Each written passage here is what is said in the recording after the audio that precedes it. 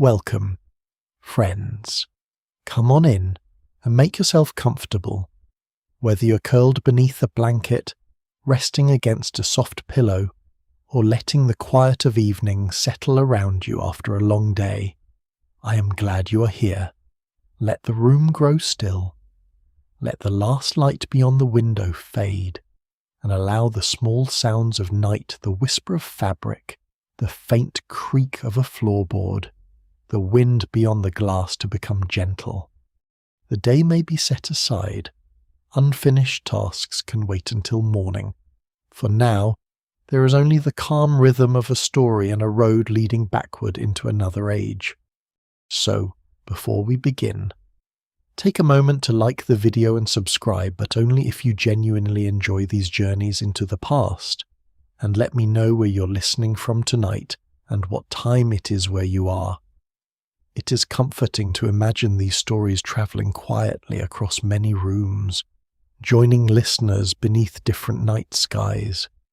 Tonight, we are stepping into a world where darkness arrived more completely than it does for most of us now, where roads were narrow, landmarks uncertain, and a forest at dusk could feel like the edge of everything familiar. This story begins not with a battle, but with a traveller pausing on a muddy road, listening for a sound that does not come. The year is not precisely known. Ordinary journeys were seldom written down.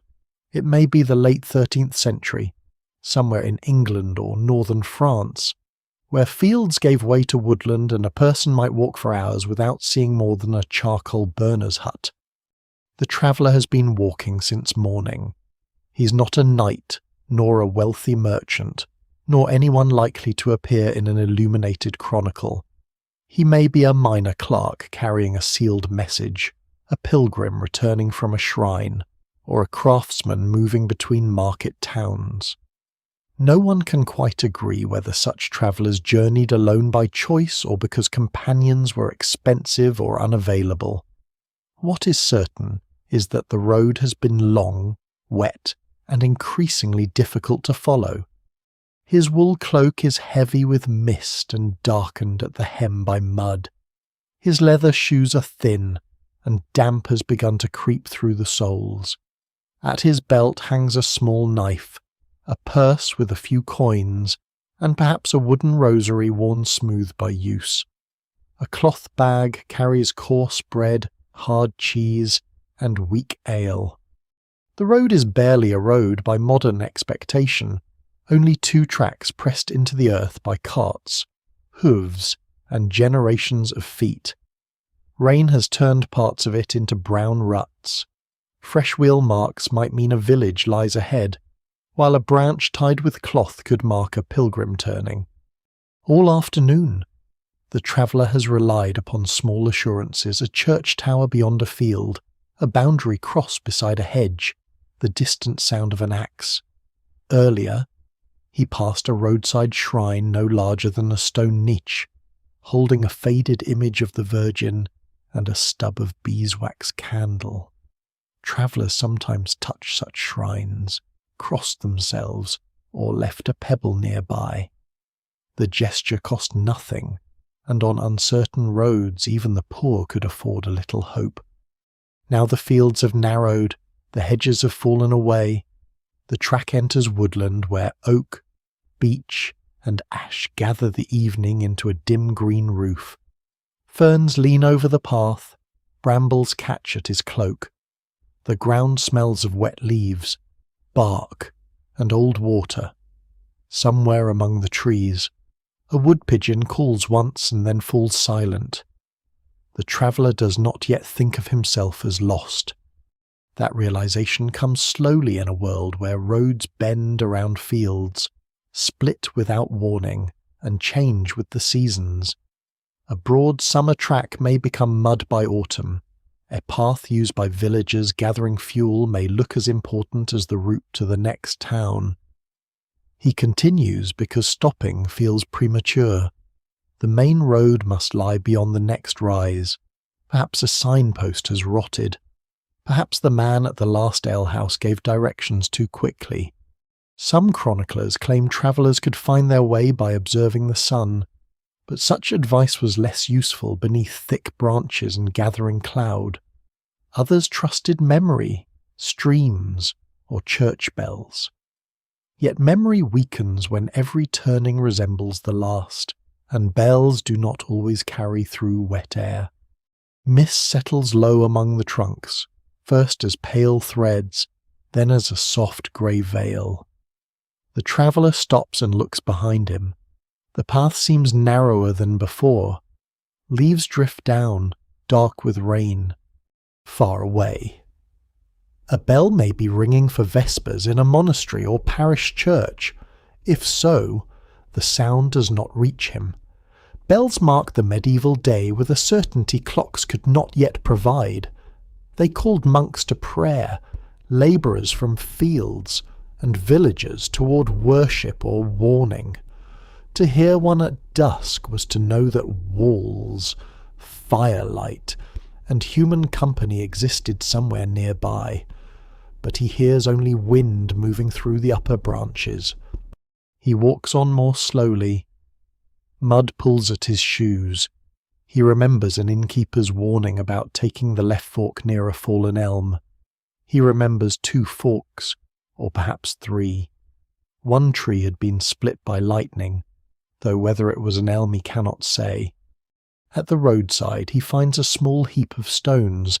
It might mark a boundary, a grave, or merely a place where stones were cleared from the track. Medieval people often read meaning into ordinary objects because ordinary objects sometimes carried meaning. A bundle of twigs might warn of boggy ground.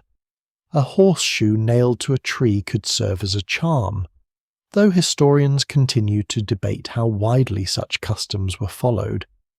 The traveller touches the small cross at his neck. Then he chooses the wider of 2 paths and continues beneath the darkening canopy. Behind him, the last strip of sky disappears between the branches. Ahead, the track curves into mist, offering only another bend, another stand of trees, another stretch of wet earth reflecting the faint silver of evening, and somewhere in that quiet, without ceremony, the journey changes. The traveller is no longer simply late, he is lost. For several moments, the traveller remains still, as though the forest might correct itself if he waits patiently enough. The path behind him is dim, the path ahead no clearer, and the 2 seem almost identical beneath the gathering mist. He listens for the ordinary sounds that might restore the world to order, a cartwheel grinding in a rut, a dog barking from a farmstead, the dull strike of an axe, or the evening bell of a church hidden beyond the trees. Nothing answers. In a medieval landscape, direction was rarely a matter of numbers or painted signs. Roads were remembered through stories and objects. A traveller might be told to continue until he reached the old oak with the hollow trunk, then turn toward the stone cross, pass a mill stream, and keep the sun on his left until the church tower appeared. Such instructions depended upon memory, daylight, and landmarks remaining where everyone expected them to be. Forest disturbed that careful arrangement. Trees fell, streams shifted, paths vanished beneath leaves. A track that seemed obvious to a villager gathering firewood could become meaningless to a stranger after dusk. The traveller turns back toward the last fork. He counts his steps, though counting offers little certainty when roots force him aside and brambles bend the path. He reaches a place where the ground divides around a cluster of hazel. One branch has been broken recently, its pale wood showing through the bark. For a moment, it seems like a sign. Travellers sometimes bent branches to mark a route, and foresters might leave cuts in bark to indicate boundaries or timber rights. Woodcutters also used notches to claim trees selected for felling, yet a broken branch could mean almost anything. A deer might have pushed through, a storm might have split it. Someone might have broken it weeks earlier while carrying a bundle of sticks. No one can quite agree how consistently such marks were understood beyond the communities that made them. A sign clear to one village could be meaningless to another. The traveller studies the branch, then chooses the path toward which it leans. The decision brings little comfort. The forest floor is soft with old leaves, and his steps make only a dull, damp sound. His cloak brushes against wet fern. Cold has begun to settle beneath the wool. After a short distance he finds a stone half sunk in the earth. It stands higher than the others nearby, rough on one side and smoother on the other. He kneels and wipes away moss with his sleeve. Boundary stones mattered greatly in medieval life. They marked the edges of manors, parishes, fields, and woodland rights. During a custom sometimes called beating the bounds, villagers walk the borders of a parish, stopping at stones, trees, streams, and ditches so that the limits would remain fixed in memory. Children were occasionally lifted, bumped against a marker, or made to remember it through some small discomfort, because a boundary forgotten could lead to quarrels long after the oldest witnesses were gone. This stone may once have served such a purpose, or it may simply have been raised by frost and roots. The traveller searches for a carved cross or letter. His fingers find only cracks. Moss fills every hollow. He circles the stone, hoping one face might point toward a road, but it offers no direction at all. He rises slowly. The light has faded enough that colours are disappearing. Brown bark, green moss, and grey mist blend into one muted shade. The forest is becoming a place of shapes rather than details. He tries another method. He looks upward through the branches, searching for the fading brightness of the western sky. Medieval travellers understood the broad movement of the sun, even if few carried instruments. A farmer knew where dawn entered the fields and where evening left them. A monk could read the hour from shadow when clouds allowed it. A shepherd might find direction by habit so deeply learned that he could not explain it. But the canopy is thick, and the sky is only a pale smear between branches. The traveller looks for moss on the trunks. People sometimes believed it grew more heavily on the northern side, though in a damp woodland moss could cover every face of a tree. Here it climbs roots, stones, fallen branches, and the lower bark of nearly every oak. It is abundant and entirely unhelpful. He moves on. A shallow ditch appears beside the path.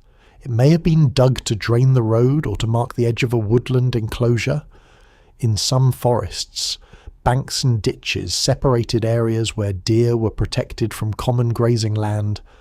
The traveller follows it, believing that a man-made line must eventually lead to men. The ditch twists between the trees. Its sides are broken by roots. Water lies black in the bottom, reflecting the faint sky. After several hundred paces, it disappears beneath a fallen beech. He climbs over the trunk and discovers 3 paths beyond it. One is narrow and lined with hoof marks. Another descends toward wetter ground. The third is covered in leaves but appears to continue straight. He kneels beside the hoof prints. They are cloven, perhaps from deer or swine.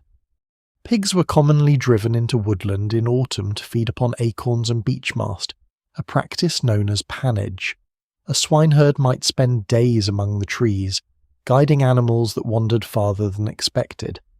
The traveller knows that hoof marks could lead toward a village, but they could just as easily lead deeper into the forest. He chooses the straight path, not because it seems safer, but because uncertainty has made every choice equal. As he walks, he calls out, "Hello." The sound travels only a short distance before the trees swallow it. He tries again, louder this time, then waits. For an instant, he thinks someone answers. It is only a raven shifting above him. The bird's wings beat heavily through the branches. Medieval people attach many meanings to ravens and crows. Some saw them as warnings, others as ordinary scavengers, and some chroniclers claim their cries foretold death or misfortune. Those who recorded such beliefs never fully agreed, and most travellers probably listened to birds with a mixture of habit, caution, and imagination. The traveller crosses himself anyway. Then, faintly, he hears a bell. He stops so quickly that mud slides beneath one foot. The sound comes once, low and distant.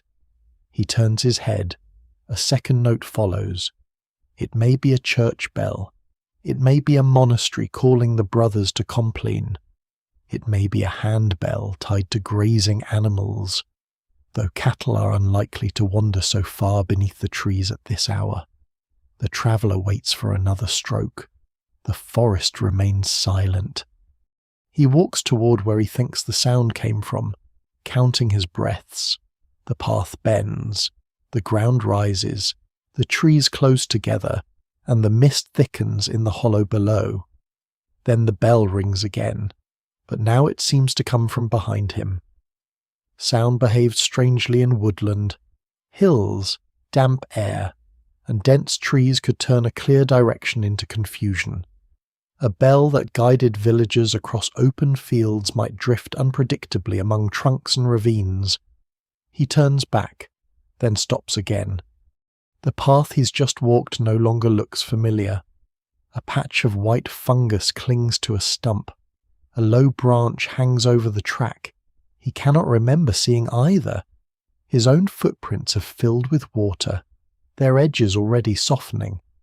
Evening has fully entered the forest now. Beyond the nearest trees, the world is little more than mist and darkness. Somewhere, perhaps only a mile away, villagers are closing oak doors, laying fresh rushes near their hearths, and eating pottage from wooden bowls beneath soot-dark rafters. A beeswax candle may burn before a saint's image. A bell may be fading over winter fields. But here, every marker has failed. The broken branch does not speak. The boundary stone remembers nothing. The ditch leads nowhere. The bell has no direction. And at last, the traveller understands that the forest has not merely hidden the road.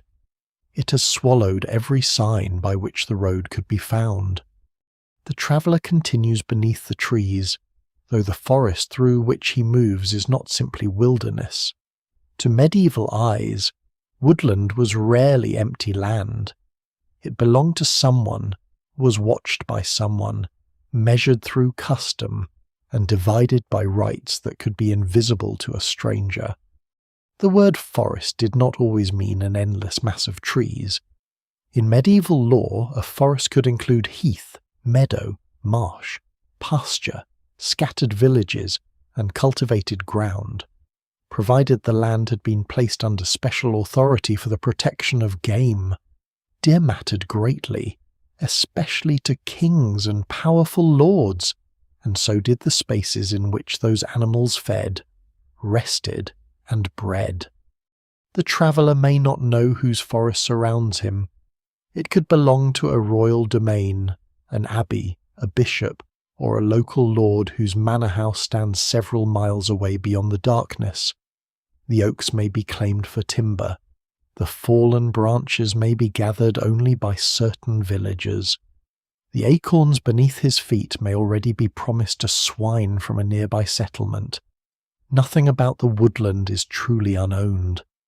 He passes a tree with a long scar cut into its bark. Earlier, he might have mistaken it for damage from an axe. Now, in the last of the light, the mark looks deliberate. It may indicate a boundary, a selected timber tree, or the work of a forester recording something that no traveller would understand. Forest officials existed in many forms. There were foresters who patrolled the woods, verderers who dealt with certain legal matters, and other officers responsible for tracking offences against protected animals or vegetation. Titles and duties varied from place to place, and even now historians continue to debate how efficiently such systems operated beyond the most important royal forests. Yet their authority could be real enough to frighten an ordinary traveller. To harm the deer was one kind of offence. To damage the woodland that sheltered and fed them could be another. The animals themselves were sometimes called the venison, while the plants and cover they relied upon were known as the vert. Cutting green branches, felling trees, clearing land, or carrying away wood without permission might bring a fine. The traveller has no intention of hunting, but intention didn't always prevent suspicion. A small knife hangs at his belt. A bundle of bread rests in his bag. If a forester found him wandering after dark near a dead deer, explanations might be difficult. A stranger without witnesses could be questioned, searched, or brought before a local court. Much depended upon rank, reputation, and whether he could name someone willing to speak for him. He steps more carefully. The forest floor offers many useful things. Dry twigs could feed a fire. Hazel rods could support a shelter. Bark might be stripped for cord or tinder. Yet taking what was needed for survival could also mean taking what another person claimed by law or custom. Villagers often possessed rights that outsiders did not. One household might gather deadwood but not cut living branches. Another might graze cattle in a certain season. Some could turn pigs into the woods when acorns fell. Others collected bracken for bedding or cut turf from the heath. These rights were remembered through habit, manor rolls, and community memory, and arguments over them could last for generations. The traveller knows none of this landscape's rules. He sees a pile of branches beside the path, neatly cut and stacked. For a moment, he considers taking one as a staff. The wood is straight and would help him cross muddy ground, but its orderliness suggests ownership. Someone has worked here recently. He leaves it untouched. Beyond the stack, the ground opens into a small clearing. Tree stumps stand among pale grasses. New shoots rise around their bases in clusters. The wood has been coppiced, cut low so that fresh stems will grow again from the living stools. This practice supplied poles, fuel, fencing, tool handles, and countless other necessities. A managed coppice could be harvested in cycles, each patch cut after a number of years. To the traveller, the clearing is proof that people are near. Yet no hut stands at its edge, no smoke rises. The workers have gone home, and the faint path between the stumps divides into several tracks made by boots, carts, and perhaps animals. He pauses beside one stump and presses his palm to the smooth-cut surface. Moisture has gathered there. The cut is recent enough that the wood still carries a clean scent beneath the damp air.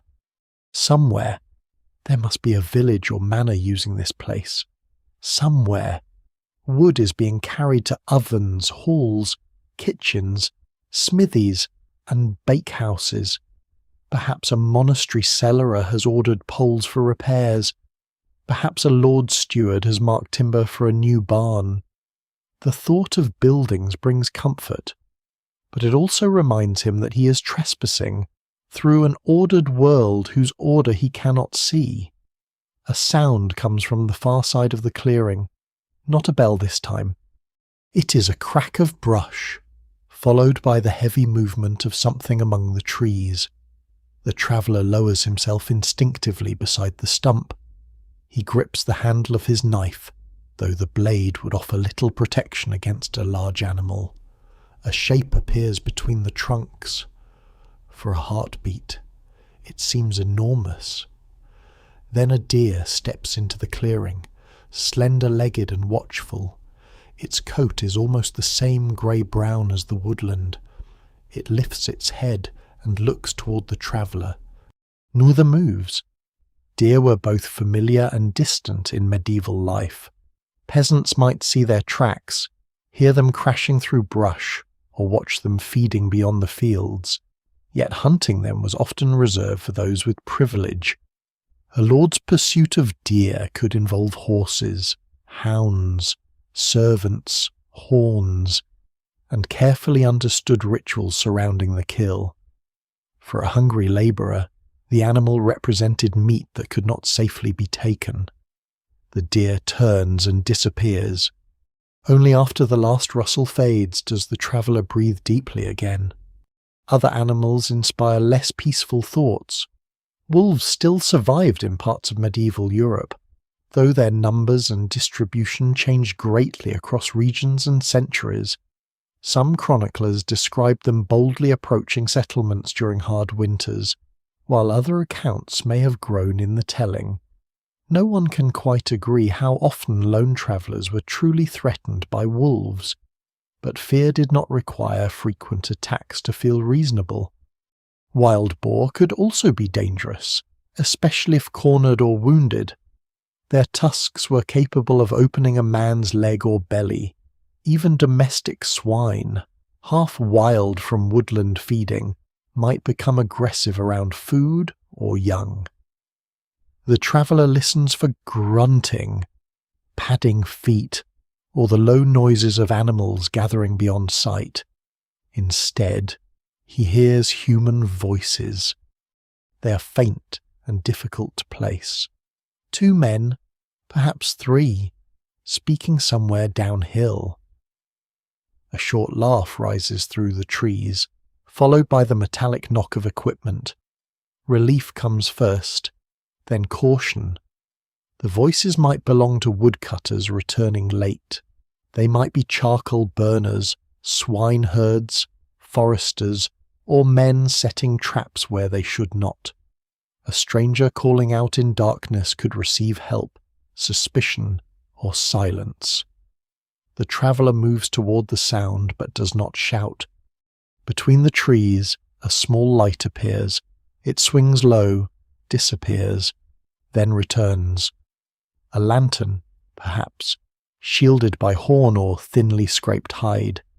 Medieval lanterns protected a candle from wind, though their light was weak and yellow. The voices grow clearer. One man speaks of tracks. Another mentions the boundary bank. The traveller stops. Foresters may be searching for poachers. They may be inspecting a place where a deer has been taken. If he steps into their lantern light carrying a knife and unable to explain why he is there, his night could become far more complicated than sleeping beneath a tree. He retreats slowly behind an oak. The lantern passes through the clearing, borne by a broad figure in a hooded cloak. 2 others follow with staffs. They examine the ground, pause beside the coppiced stumps, and continue along the far path without seeing him. Their light shrinks between the trunks. For the first time, the traveller understands that finding people does not always mean finding safety. The forest contains laws as well as beasts, authority as well as darkness. A man might survive the cold only to face accusation at dawn. He waits until the voices have faded completely.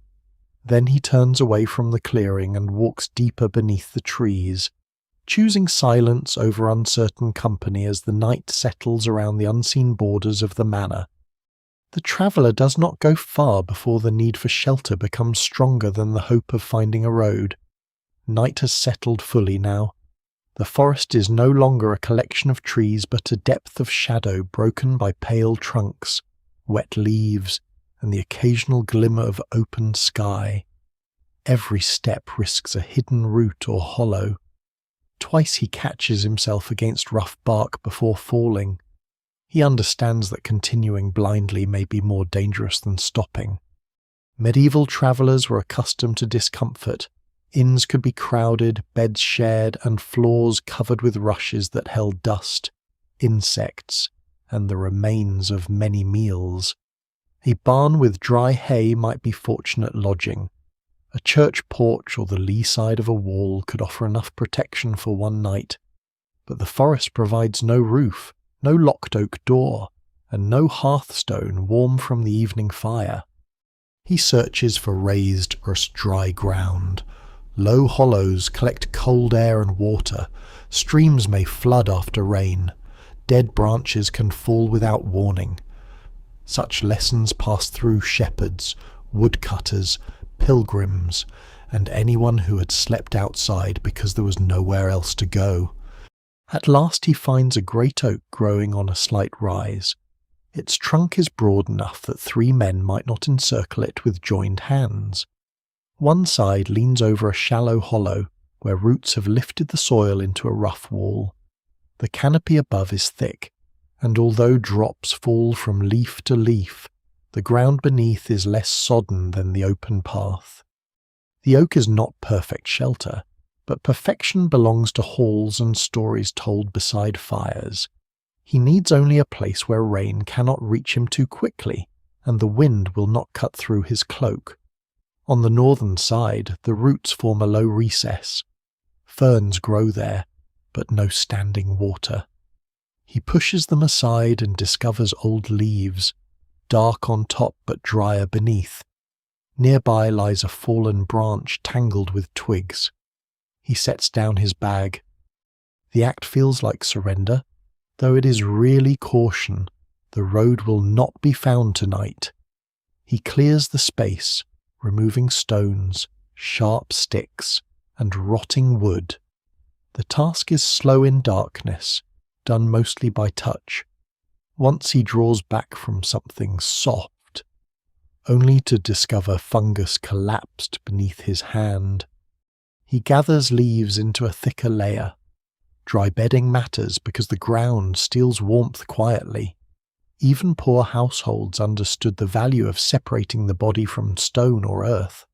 Families slept upon straw-filled sacks, wool blankets, or piles of bracken change when dampness became unbearable. Wealthier chambers might hold feather mattresses and linen, while servants rested nearby on pallets. Here, the traveller has only leaves. He presses them into the hollow between the roots, then collects thin branches and leans them against the oak to form a low screen. It is uneven and full of gaps, yet a wall of branches can slow the air, and slowing the air may be enough. He unfastens his cloak and shakes water from the hem. The wool is coarse and heavy. A traveller's cloak served as coat, blanket, cushion, and sometimes bundle. Fine fur linings belong to wealthier people. His cloak smells only of rain, smoke, and the road. Before sitting, he studies the oak. Old trees often carried stories. A hollow trunk might be linked to a saint, a boundary oath, or a meeting place remembered after its purpose had faded. Some trees near healing wells were hung with scraps of cloth. Others were feared because someone had died beneath them, or because lightning had struck them without killing them. No one can quite agree how widely such beliefs were shared. Yet a lone traveller at night did not need firm belief to feel uneasy beneath a tree older than any house he had known. He touches the bark and murmurs a short prayer. It is not a formal prayer from a monastery office, but a mixture of remembered words, a plea to the Virgin, a line from the Pater Noster, perhaps the name of St. Christopher, protector of travellers. Pilgrims sometimes wore lead or pewter badges bearing saints' images, pinned to cloaks or hats. The traveller has no badge, but he knows the habit of asking protection from those believed to hear beyond human voices. When the prayer is finished, the forest remains exactly as it was. A small creature moves in the leaves. He freezes until a hedgehog or rat-like shape slips past the roots. Somewhere above, an owl calls once. He begins collecting more material. Deadwood is plentiful, though much is damp. He chooses branches from beneath bushes where rain has not fully reached. He pulls loose bark from a fallen limb and finds dry grass beneath an overhang of roots. The desire for fire is immediate. Fire means warmth, light, cooked food, and the comforting suggestion of a human boundary. It also means smoke and visibility, perhaps drawing foresters or men less lawful than they are hungry. For now, he delays the choice. He strengthens the branch screen instead, wedging one stick between two roots and laying others against it. Leaves fill the widest gaps. His hands move with the dull patience of someone repairing a fence before rain. The shelter becomes not a hut, but a dark pocket beneath the oak.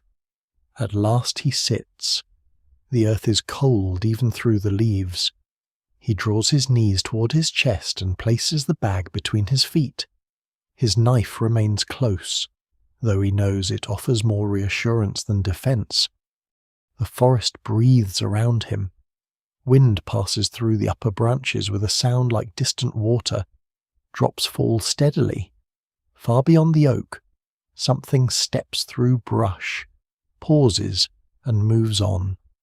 There are no bells now, no lanterns, no voices, only the slow, hidden life of the woodland continuing without concern for the man beneath the roots.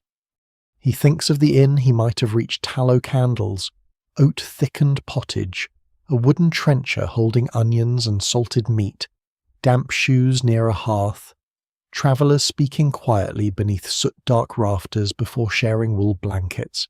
Instead, he has an ancient tree, a bed of leaves, and a wall of branches built by touch. Yet shelter, however poor, changes fear into something more manageable. The forest is still vast, but he has made one small place within it. The oak stands behind him.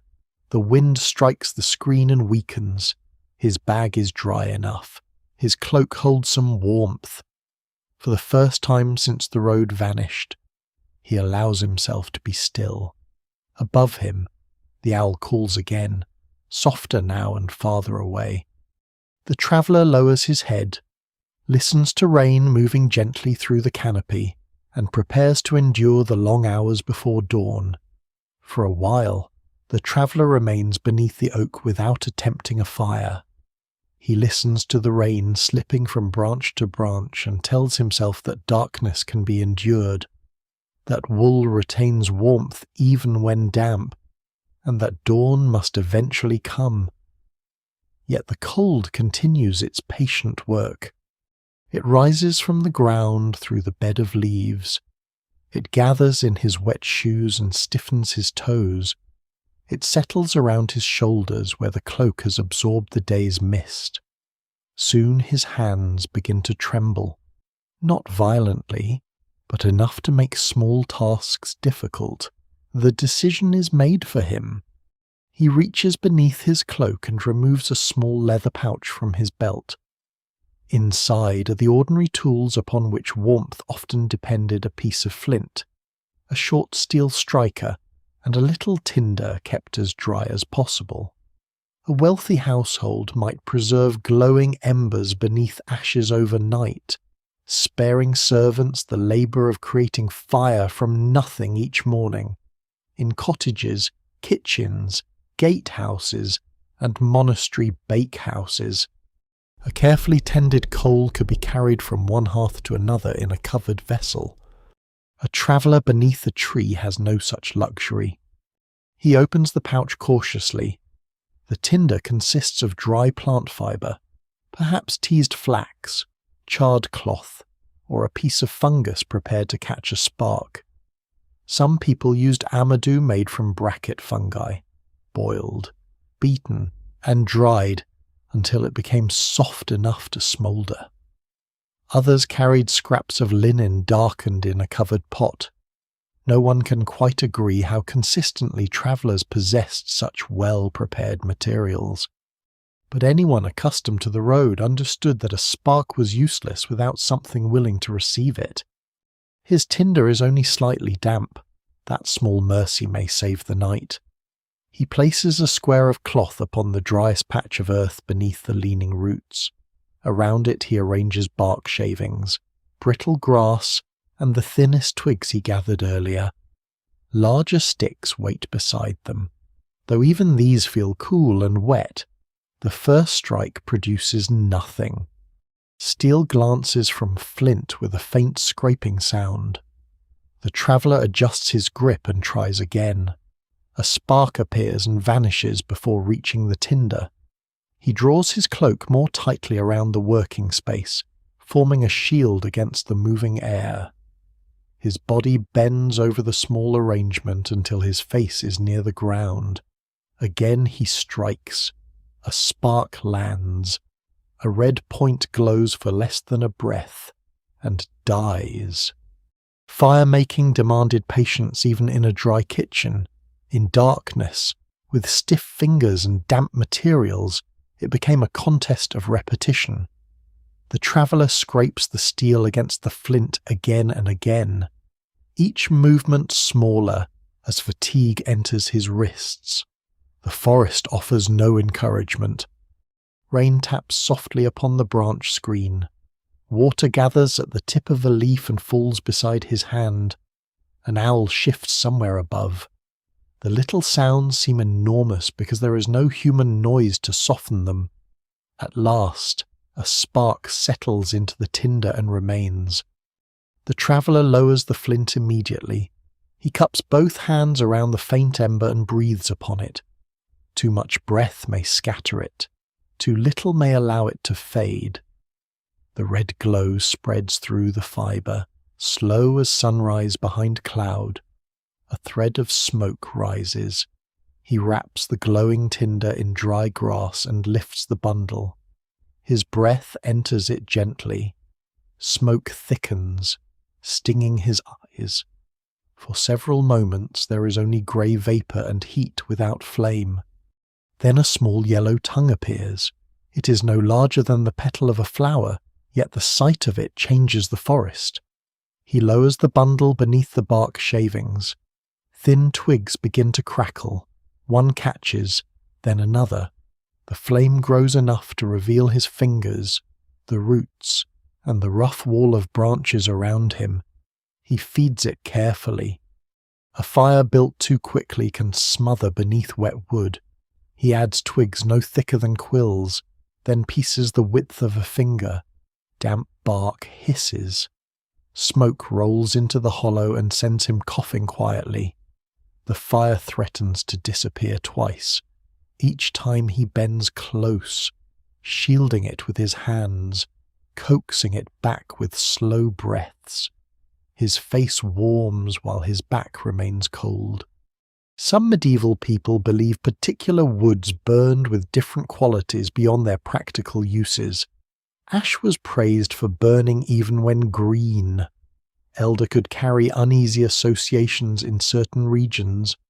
Rowan was sometimes regarded as protective against harmful forces.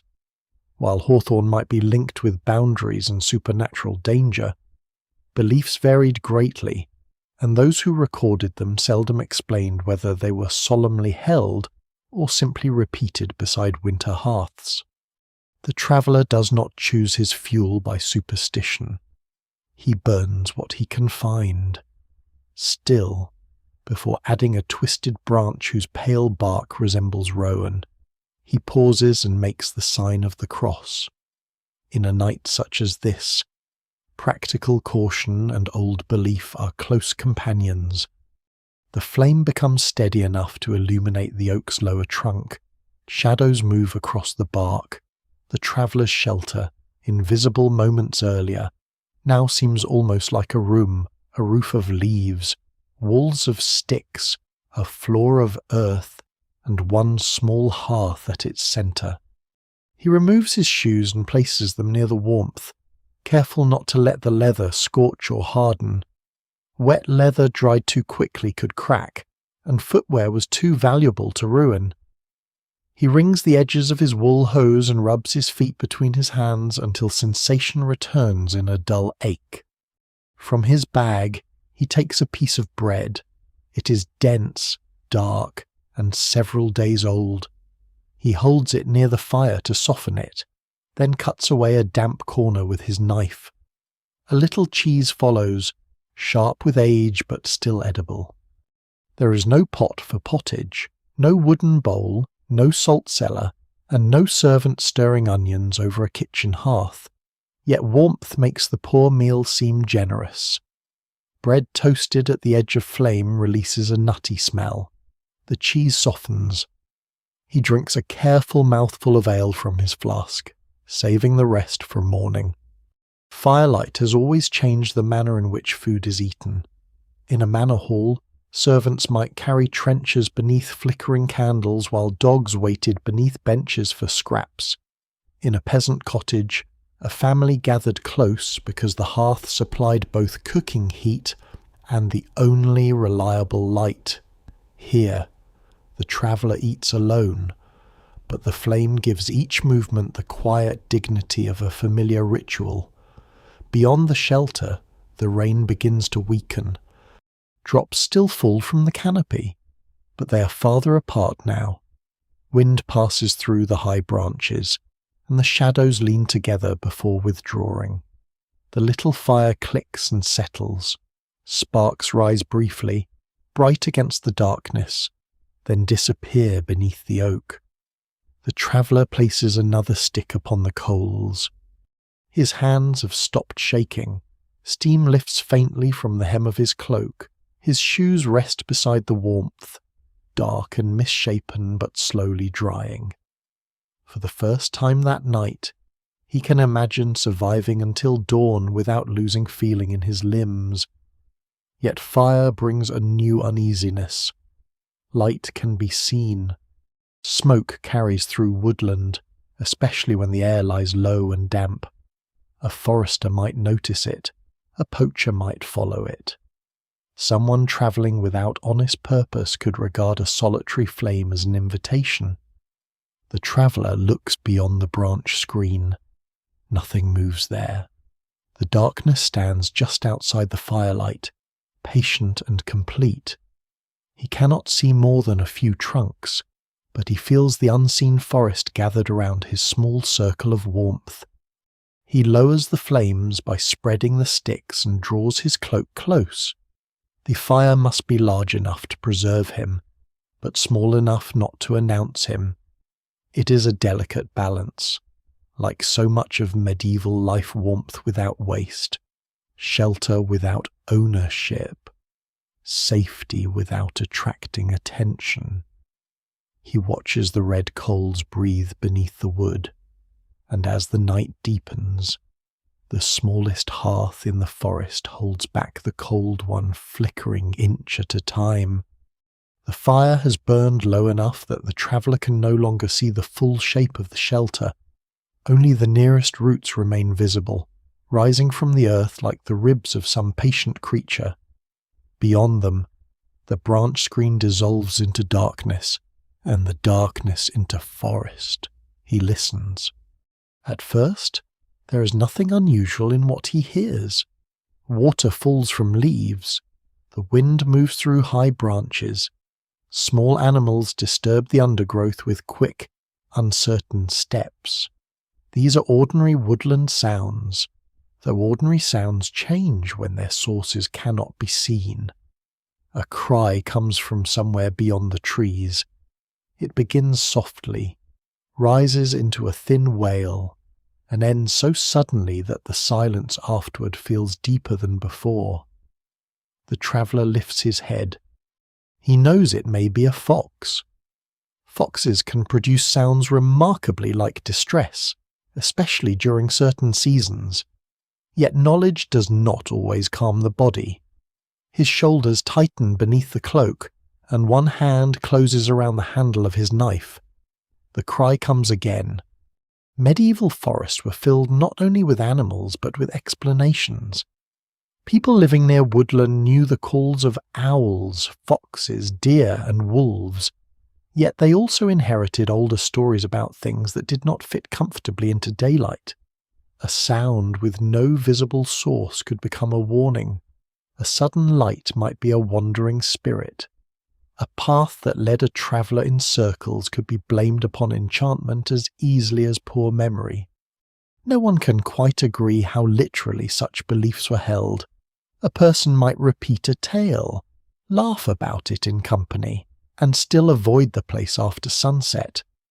The traveller has heard stories all his life.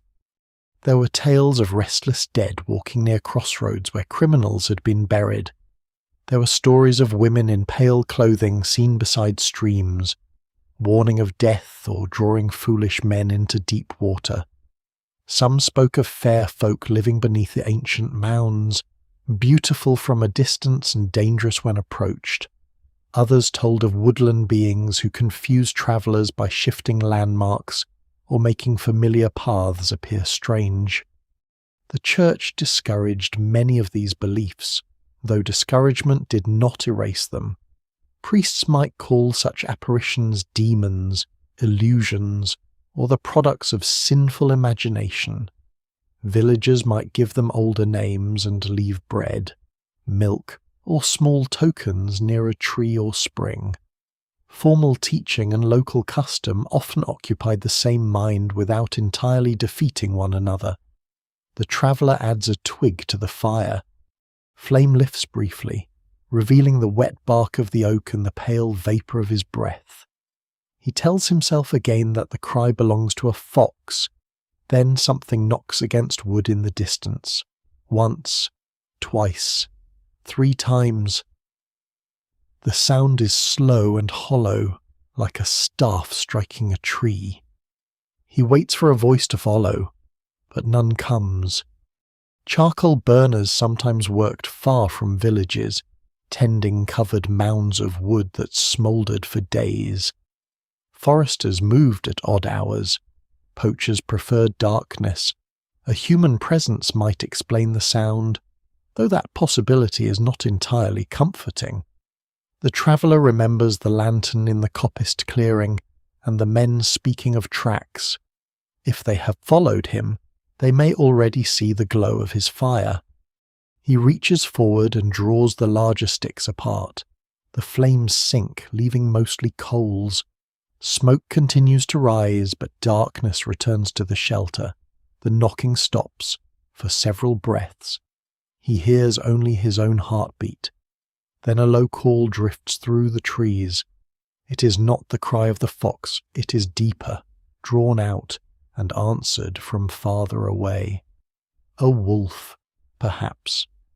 Wolves occupied an uneasy place in medieval imagination.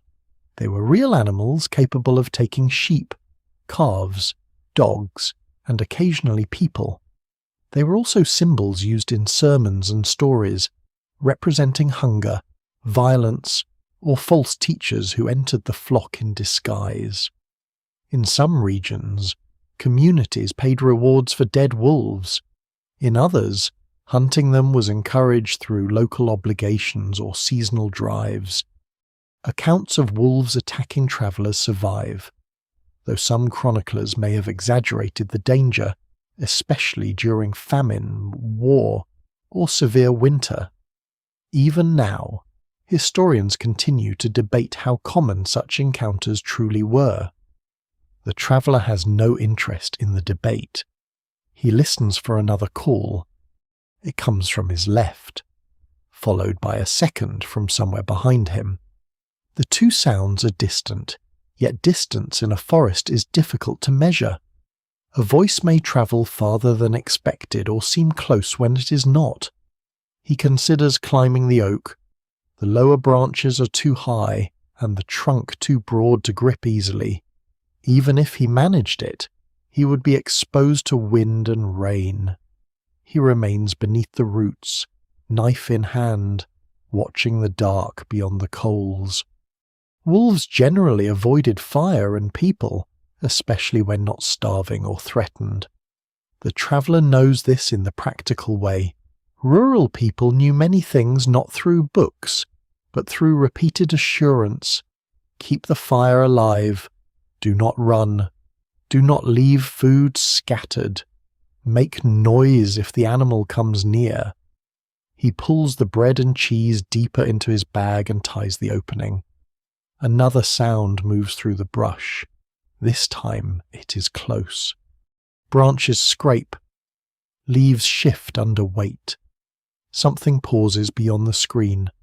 The traveller strikes the flat of his knife against the steel striker. The sharp clang cuts through the forest. "Go on," he says, his voice rough from silence. Nothing answers. He strikes the metal again.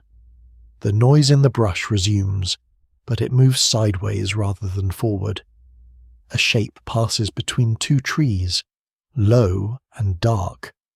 For one instant, reflected firelight catches two pale points. Eyes. The traveller cannot tell whether they belong to a wolf, a dog, or something smaller. The shape slips away before he can judge its size. He adds wood to the fire, abandoning caution for warmth and light.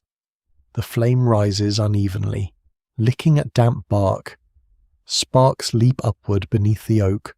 The reflected eyes do not return. Still, the old stories gather at the edge of thought. Some villagers believed that certain people could become wolves through curses, ointments, or demonic influence.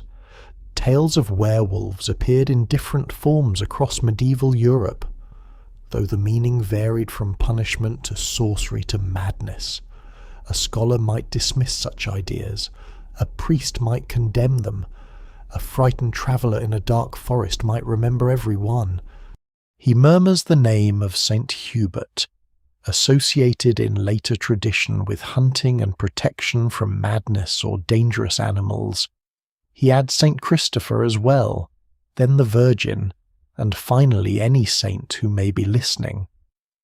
A charm learned from an elderly woman returns to him words to be spoken when crossing lonely ground. He cannot remember them exactly. He knows they involved the cross, iron, and the promise that no harmful thing could pass a certain boundary. Instead, he draws a circle in the earth around the fire with the tip of his knife. The gesture is not church teaching. It is not quite magic either. It is simply something remembered from childhood, and memory feels useful when knowledge has reached its limit. The night grows quieter. Far away, another wolf calls, but no answer follows. The fox does not cry again. The strange knocking does not return. Only the owl remains. It calls from a branch above the shelter, soft and measured. Owls were sometimes treated as signs of loneliness, death, or ruined places, though they were also familiar birds whose habits were understood by country people. Those who recorded the old interpretations never fully agreed whether the bird itself was feared or merely the silence surrounding its call. The traveller looks upward but cannot see it. The fire settles into a steady glow. Rainwater gleams on the roots. Mist drifts between the trunks in pale ribbons, appearing and vanishing beyond the reach of light. Nothing supernatural steps from the darkness. No spirit speaks. No enchanted figure leads him away. No beast crosses the circle scratched in the earth. Yet the forest remains full of presences he cannot name. And for the rest of that hour, the traveller sits awake beneath the oak, guarded by flame, prayer, iron, and the uncertain comfort of believing that every sound must belong to something. When the forest grows quiet again, the traveller notices his hunger. It has been present for hours, hidden beneath cold, fear, and the work of making shelter. Now it returns as a dull ache below the ribs, patient and impossible to mistake. The bread and cheese he ate earlier have given him warmth enough to continue, but not enough to satisfy a body that has walked since morning. He reaches for the cloth bag between his feet. The knot has tightened in the damp. His fingers work at it slowly until the cord loosens, revealing the modest provisions prepared before he began his journey. There is less than he remembers. A heel of dark bread, a narrow piece of hard cheese, and a small strip of smoked fish wrapped in linen remain at the bottom. His flask of ale is not yet empty, though each movement produces only a shallow slosh. Food carried on the road had to endure crushing, rain, and delay. Fresh meat spoiled quickly. Hot pottage could not be packed into a bag. A traveller depended upon things that were dry, salted, smoked, or naturally durable. Bread might be baked thick and firm, intended to last several days. Cheese could harden until it required a knife. Fish preserved with salt or smoke travelled farther than fish taken fresh from a river.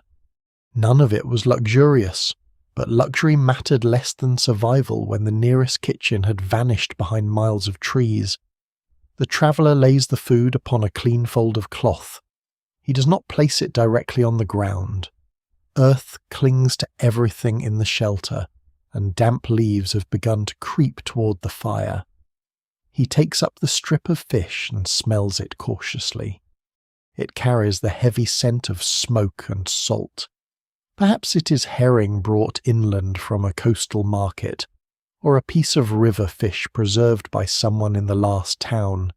Salted herring fed people across much of medieval Europe, especially during the many days when church custom discouraged or forbade the eating of meat. The number and strictness of fasting days changed over time and place, and no one can quite agree how carefully every household observed them. Still, fish was woven deeply into the rhythm of religious and ordinary life. The traveller is not concerned with whether tonight is a fast. Hunger gives its own permission. He warms the fish near the coals, using the point of his knife to hold it above the fire. Fat glistens along one edge. The smell grows richer, mingling with wet wood and smoke. He tears off a piece of bread and presses it against the softened fish, allowing the oil and salt to soak into the crumb. The first mouthful is difficult to chew. The bread is dense, and the fish tougher than it appeared. He eats slowly, both to protect his teeth and to make the meal last. In a manor hall, supper might involve several dishes carried from a distant kitchen, though even there abundance depended upon the season rank and the wealth of the household. Servants set food upon thick slices of stale bread called trenchers, which absorbed juices and grease. Afterward, the used trenchers might be given to servants, the poor, or animals, though customs varied, and surviving descriptions often reflect grander households rather than ordinary ones. In a peasant cottage, the evening meal was usually humbler. A pot of pottage might contain oats, peas, cabbage, onions, leeks, or whatever could be gathered and spared. The same pot remained near the hearth, changed gradually as ingredients were added and portions removed. There might be coarse bread, a little cheese, and ale weaker than that served at a lord's table. Even such a supper would feel abundant now. The traveller imagines a wooden bowl warming his hands. He imagines steam rising toward blackened rafters and the scrape of spoons against the bottom of a pot. He imagines benches worn smooth by many evenings, and a household settling around the fire while the last work of the day is discussed. Instead, he eats beneath an oak while shadows move across the roots. He drinks from his flask. The vessel may be leather, wood, or glazed pottery protected by a woven covering. Pilgrims sometimes carried small flasks purchased near shrines, and some surviving examples were decorated with religious images or symbols of the holy place. More ordinary travellers used whatever container was sturdy, repairable, and unlikely to leak. The ale is flat and smoky. A little sediment reaches his tongue. Medieval ale was commonly safer and more nourishing than stagnant water, though the familiar claim that nobody drank water is too simple. People drank from springs, wells, and running streams when they trusted the source. Ale offered calories, flavour, and a useful way to preserve grain in liquid form. His flask contains enough for several careful mouthfuls. He takes only one. Unexpected delay transforms provisions into calculations. What had seemed sufficient at noon must now last through the night, and perhaps another day. The road may be found shortly after sunrise, or the forest may continue for miles. He may reach a village before midday. He may wander until evening. Those who recorded journeys rarely described every meal missed along the way. Chronicles told of kings arriving at castles, abbots receiving distinguished guests, or armies struggling with supply. The hunger of an unknown clerk or pilgrim disappeared without record. Yet for most travellers, the difference between comfort and distress lay in small things: one more crust of bread, a handful of dried peas, an onion carried in a pocket, or a generous innkeeper willing to extend credit. The traveller divides what remains. Half the bread is wrapped for morning. The cheese is cut into 2 uneven pieces. He eats the smaller one now and saves the larger. The last of the fish he leaves untouched, though its salt makes his mouth water. There is a custom he remembers from childhood, never finishing all one's bread before sleeping on the road. Some said a final piece should be kept for dawn because an empty bag invited despair. Others claimed bread itself carried a blessing and should not be wasted or placed upside down. Bread bore Christian meaning beyond its everyday value, and many households treated it with a respect formed from religion, labour, and the knowledge that grain could fail. No one can quite agree whether preserving the last crust was widespread custom or merely practical advice turned into belief. Tonight, it is both. He ties the bag securely and places it beneath his cloak, close enough that an animal cannot easily seize it. The warmth of his body may soften the bread slightly by morning. It may also make the cheese smell stronger, but there are worse concerns. The meal has not filled him. Hunger remains. Quieter now, but present. He understands why medieval travellers preferred company. Companions could share food, watch a fire, carry news of inns, and pool coins when one purse ran low. A group might frighten away thieves or bargain more confidently at a toll gate. Alone, every shortage belonged to one person, and every decision had to be made without another voice. The fire settles again. A branch collapses inward, releasing a brief shower of sparks. The traveller shifts the remaining wood and watches the red points rise toward the leaves before fading. Beyond the shelter, mist crosses the forest floor, pale in the thin moonlight. The rain has stopped completely. Water continues to fall from the canopy in slow, isolated drops, each one striking leaf or earth with a soft, distinct sound. Far away. A bell rings. This time there is no confusion about whether it is real. The sound arrives faint and low, perhaps carried from an abbey or village after the air has cleared. One stroke follows another, too distant to guide him, yet steady enough to remind him that other people are awake somewhere beyond the trees. Perhaps monks are rising for a night office, wrapping wool habits around cold shoulders before walking into a candlelit church. Perhaps a sacristan has pulled the bell rope while the brothers gather beneath stone arches.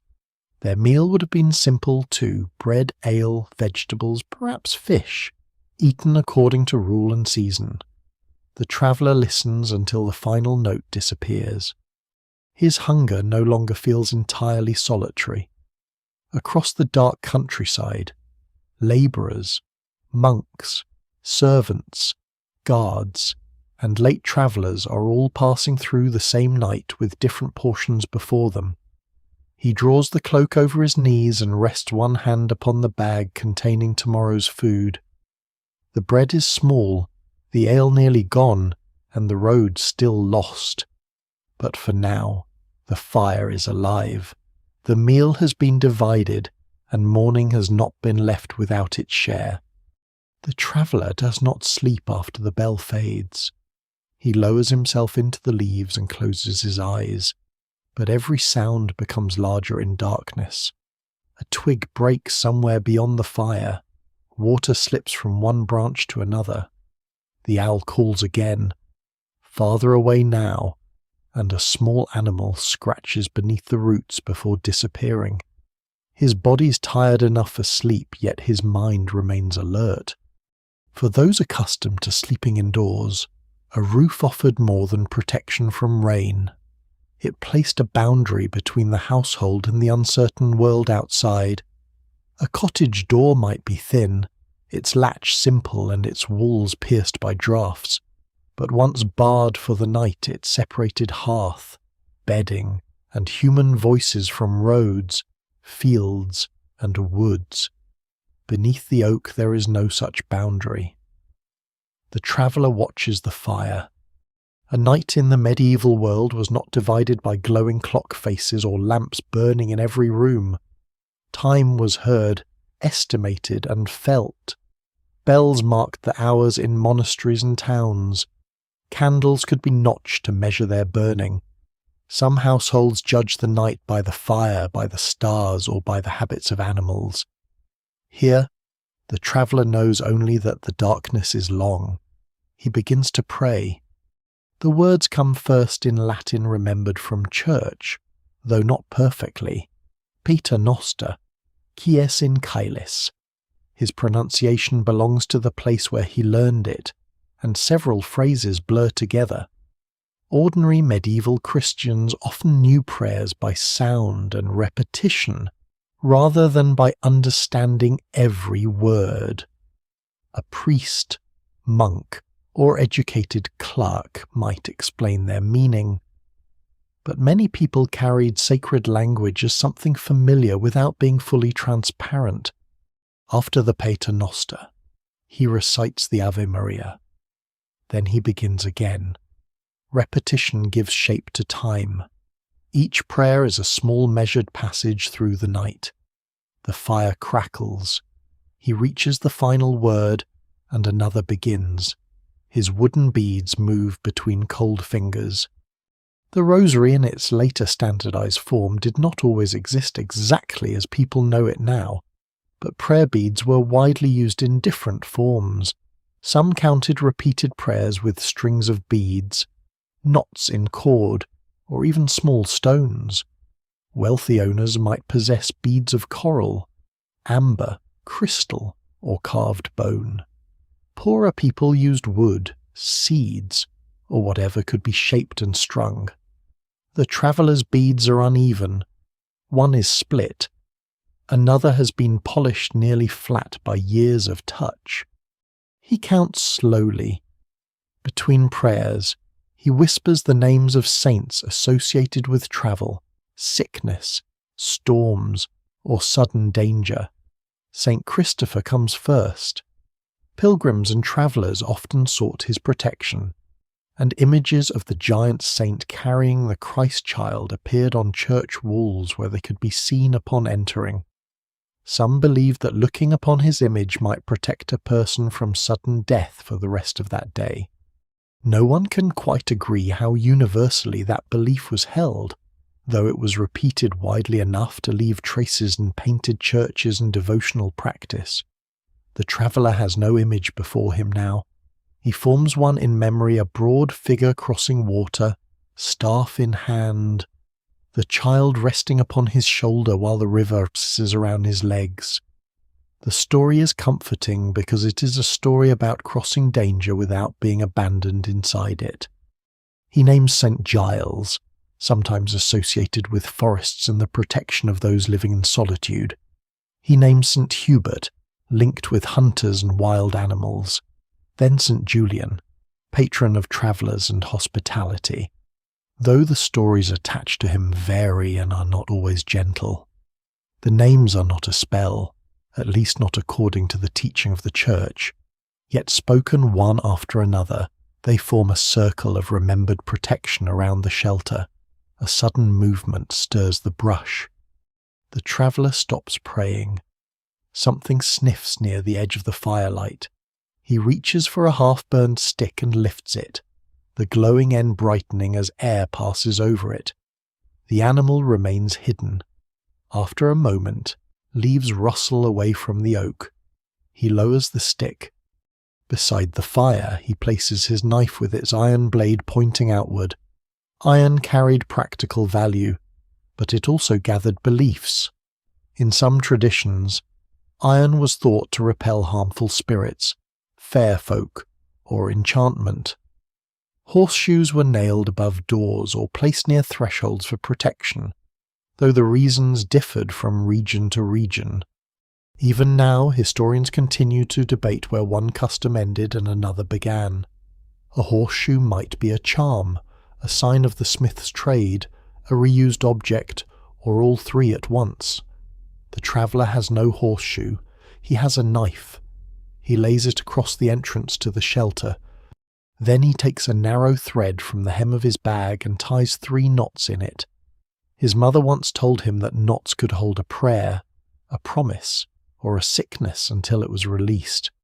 Priests often condemned knot magic when it appeared to claim power outside Christian teaching. But simple knots also belong to ordinary work. Fishermen, weavers, shepherds, and travellers lived among cords and bindings. It was easy for usefulness and belief to become entangled. He whispers a short blessing over the first knot. At the second, he asks that no beast cross the fire. At the third, he asks only to see daylight. The knotted thread is tied around his wrist beneath the sleeve, where no forester, priest, or stranger need see it. The act calms him. Fear is rarely driven away by one great gesture. More often, it is reduced by small tasks: feeding the fire, checking the bag, tightening the cloak, touching a bead, repeating familiar words. The traveller performs these actions again and again. He tests the branch screen. He moves his shoes farther from the coals. He adds a dry twig. He drinks one small mouthful of ale.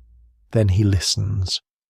In a monastery somewhere beyond the trees, night prayer would follow a carefully ordered pattern.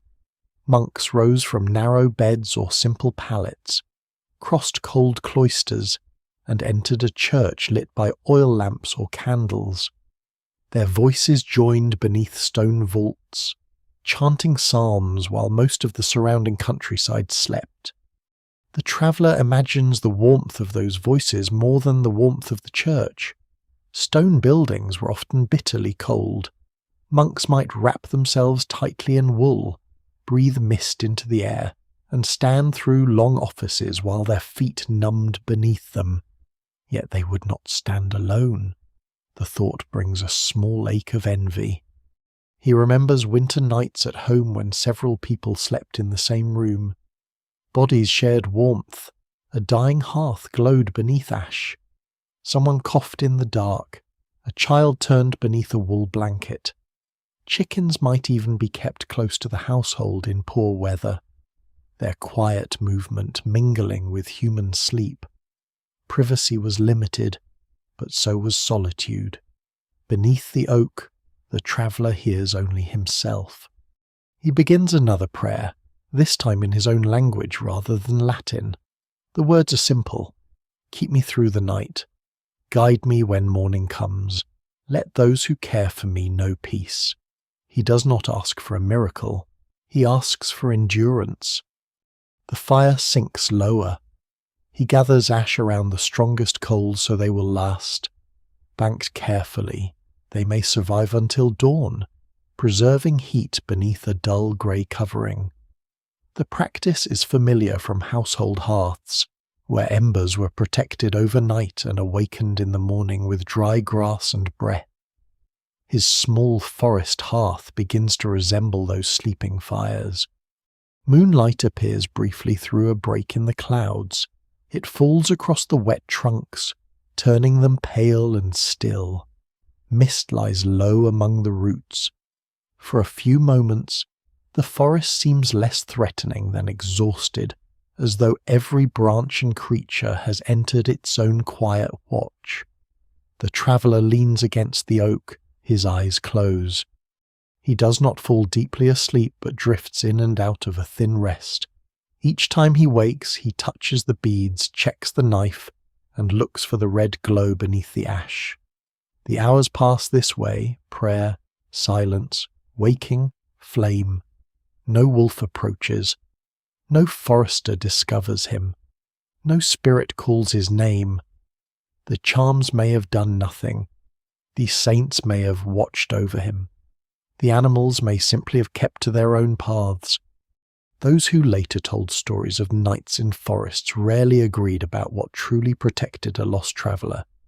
But beneath the branches, with darkness slowly thinning beyond the trees, belief and survival become difficult to separate.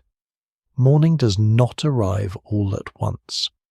It begins as a weakening of darkness behind the trees, so slight that the traveller first mistakes it for mist. The trunks remain black, the branches tangled above him, and the ash-covered fire shows only a faint red pulse beneath its grey surface. Yet gradually the forest floor separates from the shadows, and the branch screen becomes visible again. The traveller opens his eyes. For several breaths, he does not remember where he is. The oak at his back feels like a wall, the leaves beneath him like a poor mattress, and the cold air like any winter room before a servant has stirred the hearth. Then the smell of wet bark returns, along with the ache in his legs and the silence beyond the shelter. He has survived the night. That knowledge brings relief, but not safety. The road remains lost. He uncovers the coals and lays a few dry fibres upon them. A thin thread of smoke rises.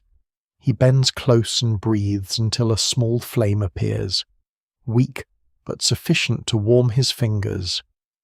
In medieval households, the first person awake often faced this same quiet work, restoring the household fire before bread could be warmed or pottage reheated. A servant in a manor kitchen might begin before dawn, while a peasant wife stirred embers beneath ash in a single-room cottage. Here, the traveller serves as his own household. He eats the bread saved from the previous night. It is damp around the edges but still sound. The larger piece of cheese follows, cut into careful bites. He drinks less ale than thirst demands and keeps the final mouthful in the flask. Before leaving, he studies the shelter. The leaves are crushed where he slept. The branch screen leans unevenly against the oak. A small circle of blackened earth marks the fire. He scatters the remaining embers and covers them with wet soil. Forest fires were less common in damp weather, but careless flame could damage valuable woodland and expose the traveller's presence. He leaves the hollow beneath the roots almost as he found it. The morning is pale and cold. Mist hangs between the trees at shoulder height, moving slowly where the ground dips. Drops cling to every twig. Somewhere above, birds begin calling one by one, their voices tentative at first and then more numerous as daylight strengthens. The traveller returns to the nearest path and faces his first decision. Which way? In darkness, direction had been impossible. Morning should make the answer easier, yet the sky remains hidden behind cloud and canopy. The path extends in two directions, both narrow, both wet, both apparently unused since the rain. He looks for the sun. A brighter patch of cloud appears through the branches, but it offers only a vague suggestion of east. Medieval people did not need written astronomy to understand where the sun rose and set. Farmers oriented work around its movement. Church builders often placed altars toward the east, though the alignment was not always exact. Travellers knew that dawn could provide direction when hills, weather, and woodland allowed it. Today, the light is too diffused to trust. He turns to the trees. Moss covers their lower trunks. On one oak, it is thicker on the side facing the hollow, where moisture lingers. On another, it grows equally around the bark. The familiar belief that moss reliably marks north would have been as uncertain then as it is now. Shade, rain, wind, and the shape of the ground matter more than a simple rule. No one can quite agree how often medieval travellers truly used moss as a guide, though the idea fits easily into later stories of woodland survival. The traveller abandons it. He examines his own tracks instead. Yesterday's footprints have softened during the night. Water fills the deepest impressions. Leaves have fallen into others. He can follow them for a short distance, but they lead only toward the coppiced clearing and the paths that confused him before. Returning to confusion is not the same as escaping it. He chooses to climb. The ground rises beyond the oak, and higher land may offer a view above the surrounding trees. He follows no path now, pushing through hazel and young ash. Brambles catch his hose. Wet branches strike his shoulders and release showers of cold droplets. The slope is steeper than it appeared. His damp shoes slip against leaves, and he uses a fallen branch as a staff. Such staffs were common companions on long journeys, useful for balance, testing mud, driving away dogs, and easing strain from the knees. Pilgrims were often shown carrying them, sometimes with a small bag tied near the top. The traveller's branch is crooked, but it helps. At the crest, he finds no view.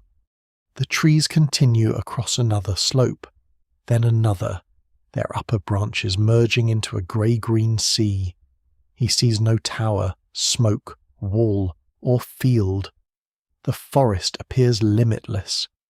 A church bell would help now, but morning bells vary according to place and custom. A monastery might already have rung for prayer. A village bell might sound for mass, warning, labour, or a death. In some communities, the ringing of the Angelus later marked portions of the day, though practices developed differently over time. The traveller waits. Only birds answer. He begins to watch them. Small birds move in every direction, feeding among branches and leaves. Their flight offers little guidance.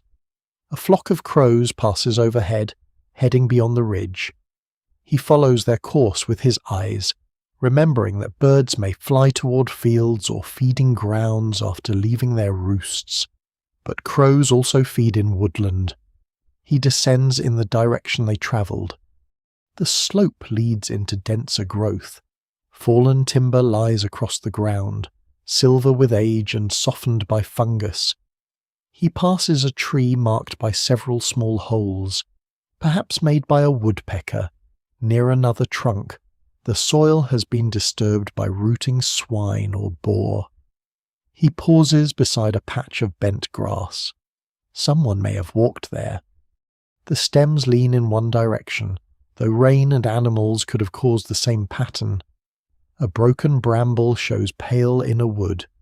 The mark is fresh enough to give him hope. He follows. For several hundred paces, the signs continue pressed leaves, a snapped twig, a faint indentation in mud. Then they disappear near a cluster of rocks. The traveller stands among the stones, breathing hard. Morning has improved visibility, but it has also revealed how many false paths the forest contains. Animal trails resemble human tracks. Waterways vanish underground. Open ground ends suddenly in thorn. Every clue is temporary. He looks again toward the sky. The brighter patch has moved slightly. If it is truly the sun, then he can at least maintain one direction rather than circling. He chooses to keep it on his right shoulder. This is not certainty. It is a rule, and a rule is better than panic. He marks the nearest tree with a shallow scrape from his knife. Cutting living bark may violate woodland custom, but the wound is small, and survival has begun to outweigh fear of fines. He makes a second mark on another tree farther ahead, then turns to check whether both are visible behind him. They are, for the first time since dawn. He can prove that he is moving in a straight line. The method is slow. At every dozen paces, he looks back. Where the path bends, he chooses a new landmark, a pale birch, a split oak, a stone shaped like a crouching animal. Some travellers carried no map because maps were rare, expensive, and often unsuitable for ordinary roads. Their true maps were sequences of remembered things, a bridge after a chapel, a ford below a mill, a village beyond 3 hills, lost in the forest. The traveller begins creating such a map for himself. Not a map of escape, but a map of where he has been. The mist thins as the morning grows brighter. Water shines on spiderwebs stretched between low branches. Somewhere far off, wood strikes wood in a steady rhythm. The traveller stops. The sound comes again. It may be an axe. It may be a branch moving in the wind. He waits until it repeats, slower and heavier than the knocking heard during the night. This time, he does not turn immediately toward it. He studies the brighter sky, the tree marks behind him, and the slope ahead. Then he adjusts his course only slightly, keeping the uncertain sound before him while preserving the direction chosen at dawn. The forest has not offered him a road, but morning has given him something quieter, light enough to doubt his fears, patience enough to test each sign, and the discipline to continue without pretending he knows where he is. The steady striking continues beyond the slope, but before the traveller reaches it, another sound enters beneath the trees. Water. At first it is little more than a murmur beneath the leaves, so soft that he wonders whether it is only wind moving through low branches. He descends carefully, using the crooked staff to test the ground, and the sound becomes clearer. Water slips over stone somewhere below, constant and unhurried. The sight of the stream brings more relief than the distant axe. It is narrow enough to cross in one step, yet its channel is well established, winding between alder roots and dark banks. Rain has raised it slightly. Brown leaves drift upon the surface, circling in small pools before being drawn onward. Water offered several possibilities to a lost traveller.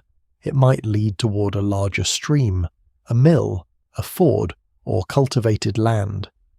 Villages depended upon reliable water for drinking, brewing, washing, livestock, tanning, and countless daily tasks. Mills stood where the current was strong enough to turn a wheel, and paths often formed along banks where people came to fill wooden buckets or drive animals. But water could also lead deeper into marshland. No one can quite agree how often medieval travellers were advised simply to follow streams.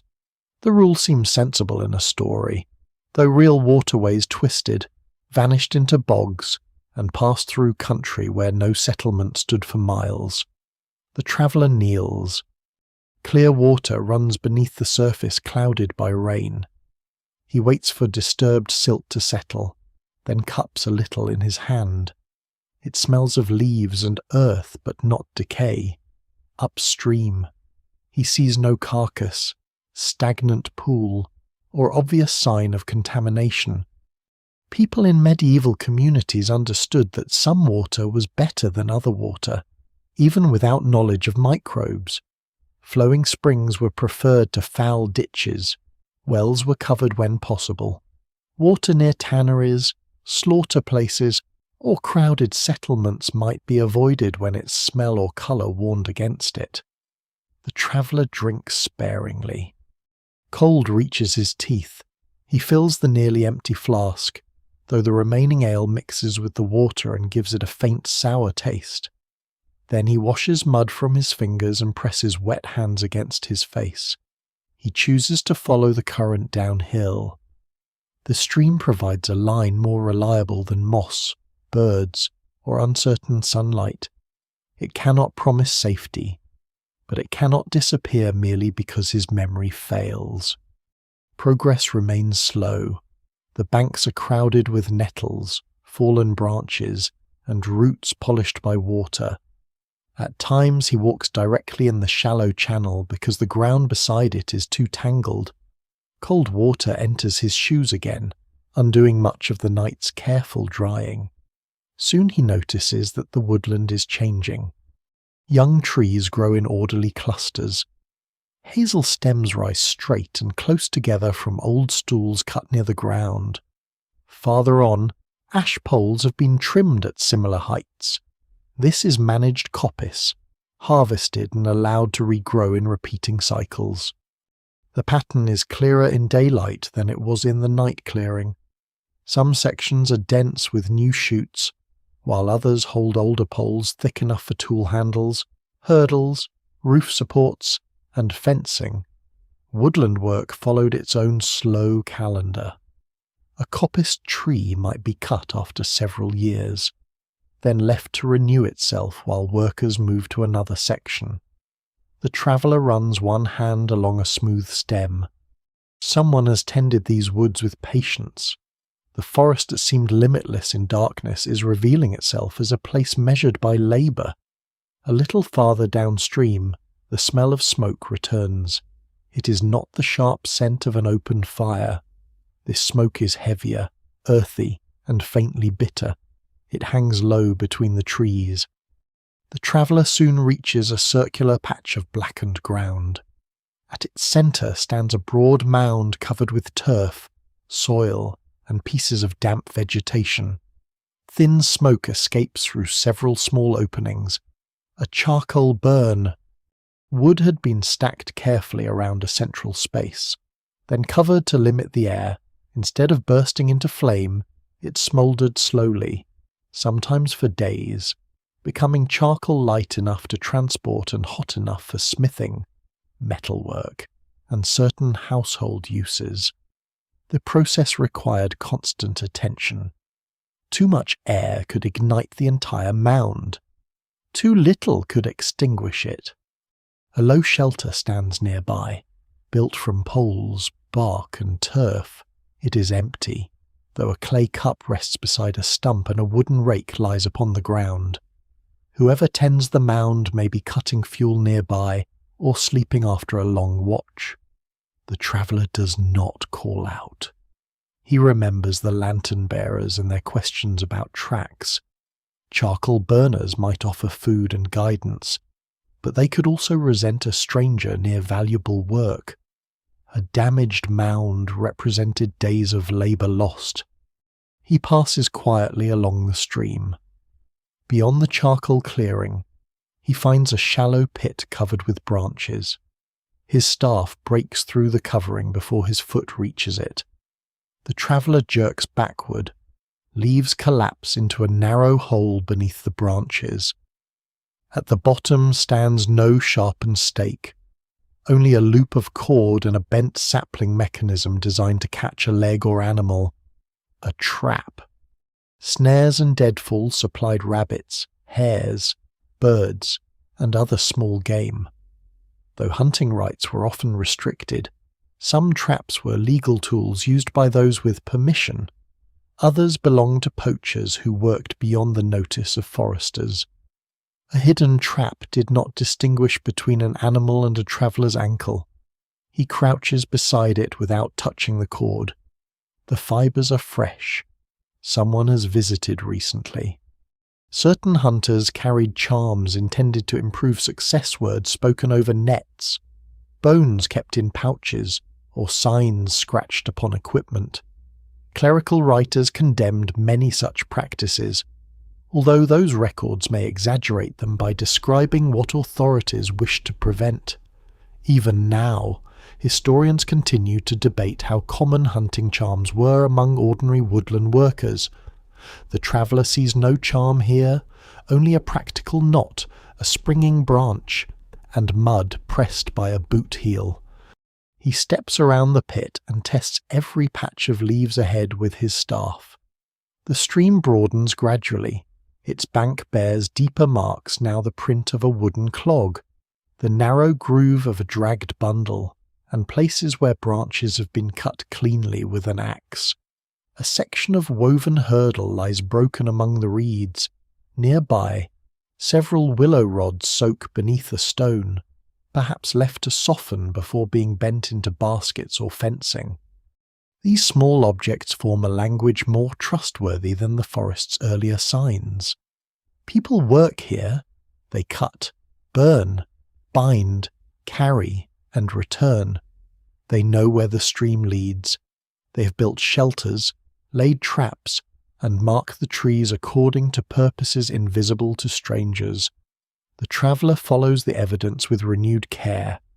By midday, pale sunlight begins to break through the canopy. It touches the stream in scattered pieces, each reflection trembling upon the current. The mist has lifted, and the smell of charcoal grows faint behind him. Then the stream passes beneath a rough wooden footbridge. The bridge is only two split logs laid side by side, with one handrail supported by crooked posts. Moss covers the shaded end, but the upper surface is worn smooth by feet. The traveller stops before crossing. On the far bank, a path climbs between the coppiced trees. Wheel ruts are visible beneath fallen leaves. Someone has recently driven a small cart there, perhaps carrying charcoal sacks, bundles of poles, or firewood toward a manor village or abbey kitchen. For the first time since losing the road, the traveller has found a route shaped unmistakably by human passage. He crosses the bridge. Behind him, water continues through the forest, carrying leaves past the charcoal mound, the concealed snare, and the old oak where the night's fire has already gone cold. Ahead, the worn path rises beneath the trees, and every quiet mark upon it suggests that the lonely forest is beginning to fill with unseen lives. The worn path climbs away from the stream, passing between hazel stools and rows of young ash. It is narrow, but its surface has been pressed firm by repeated footsteps. Hoof prints overlap wheel marks. Broken twigs have been cut cleanly rather than snapped by animals, and here and there the traveller finds scraps of bark, twisted cord, and black charcoal dust ground into the mud. The forest is beginning to reveal its inhabitants. The first person he sees is a boy. He appears suddenly between two trees, carrying a long staff and wearing a hooded wool tunic several sizes too large. Behind him, half hidden among the ferns, move 6 pigs with bristled backs and muddy flanks. Their bells make soft, uneven notes as they root beneath the fallen leaves. The boy stops. The traveller stops as well. For a moment, neither speaks. A stranger emerging from deep woodland could be a lost pilgrim, a thief, a runaway servant, or someone avoiding forest officers. The boy holds his staff across his body and whistles once through his teeth. The pigs gather more closely around him, though one continues nosing beneath an oak.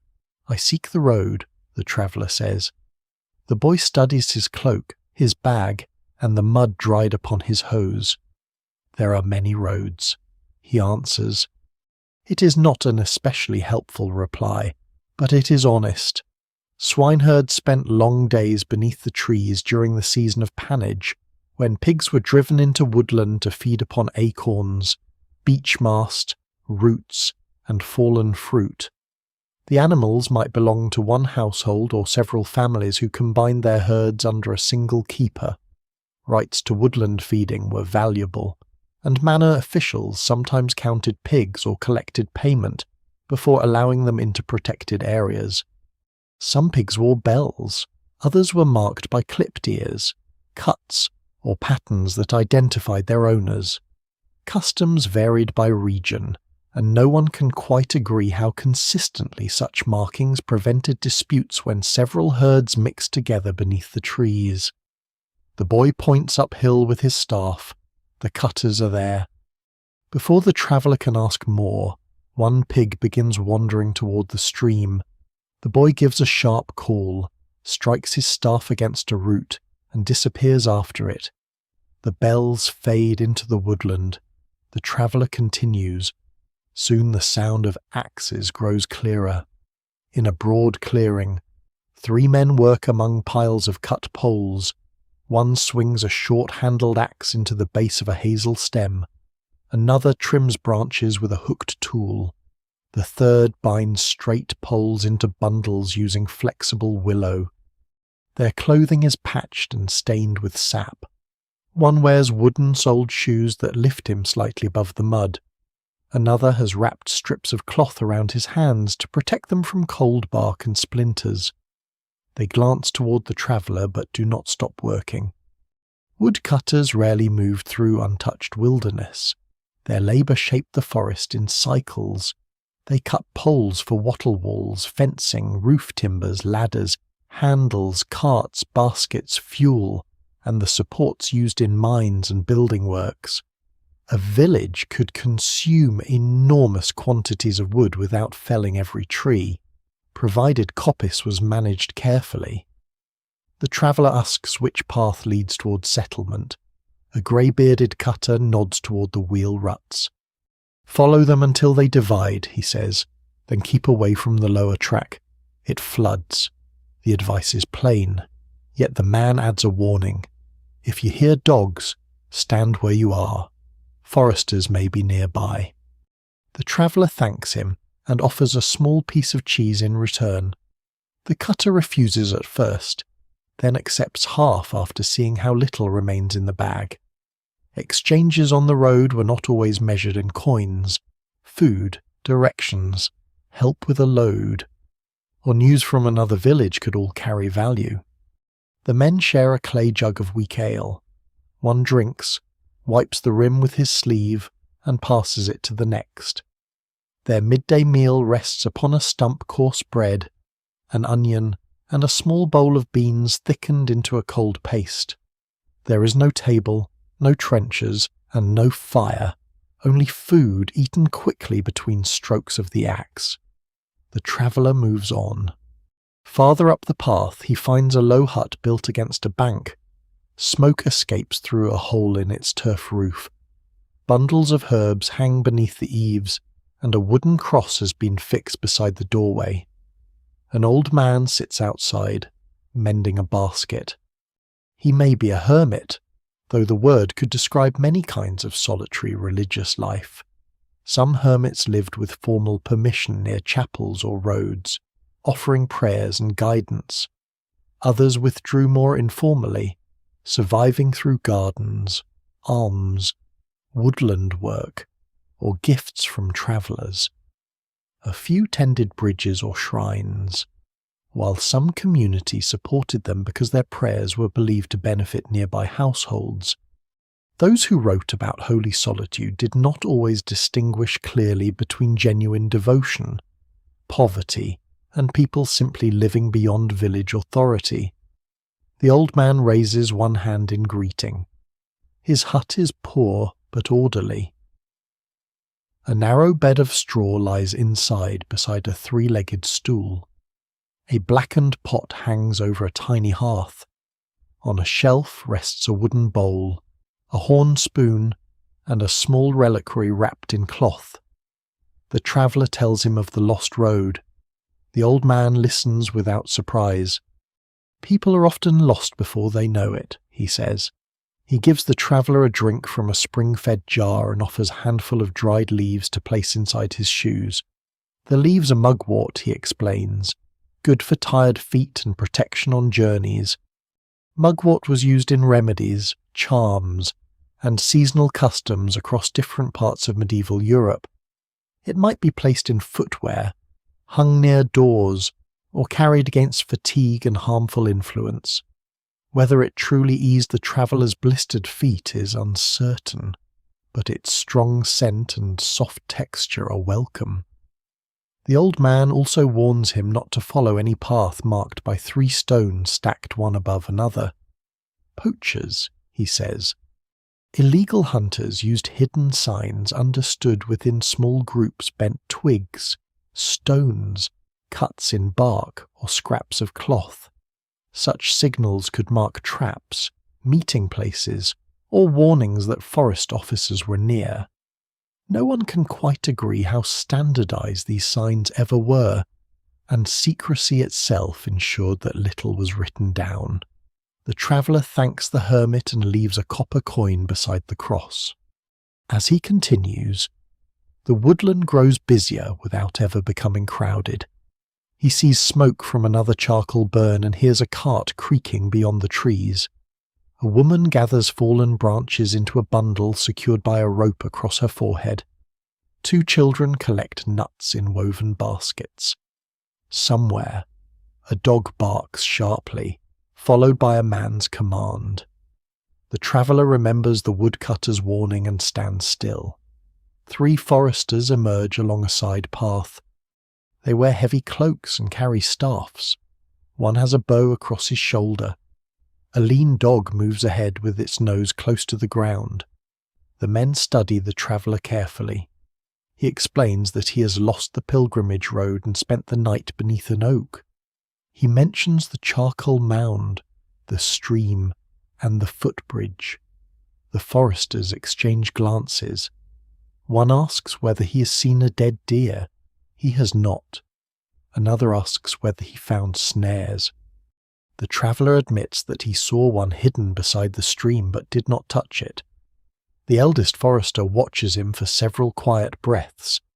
Then he points toward the wheel track and tells him to continue until he reaches a boundary bank. Beyond it, the land belongs to an abbey, and the track eventually meets a village lane. The dog sniffs the traveller's bag. There's almost nothing left inside, which may be the best evidence of his innocence. The foresters pass without searching him. Their dog disappears first. Then the men moves between the trunks with the confidence of people who know every ditch, clearing, and marked tree. The traveller walks onward beneath a pale afternoon sky. Around him, axes strike, pigs root through leaves, smoke rises from hidden fires, and unseen workers move through their daily tasks. The forest has not become smaller, but it is no longer empty. Between its trees live people who understand its paths, laws, seasons, dangers, and quiet resources. To them, this place is not a maze. It is pasture, workshop, sanctuary, hiding place, and home. The path beyond the foresters rises toward the boundary bank they described, but the weather begins to change before the traveller reaches it. Cloud gathers above the canopy, thickening the pale afternoon into a dull grey ceiling.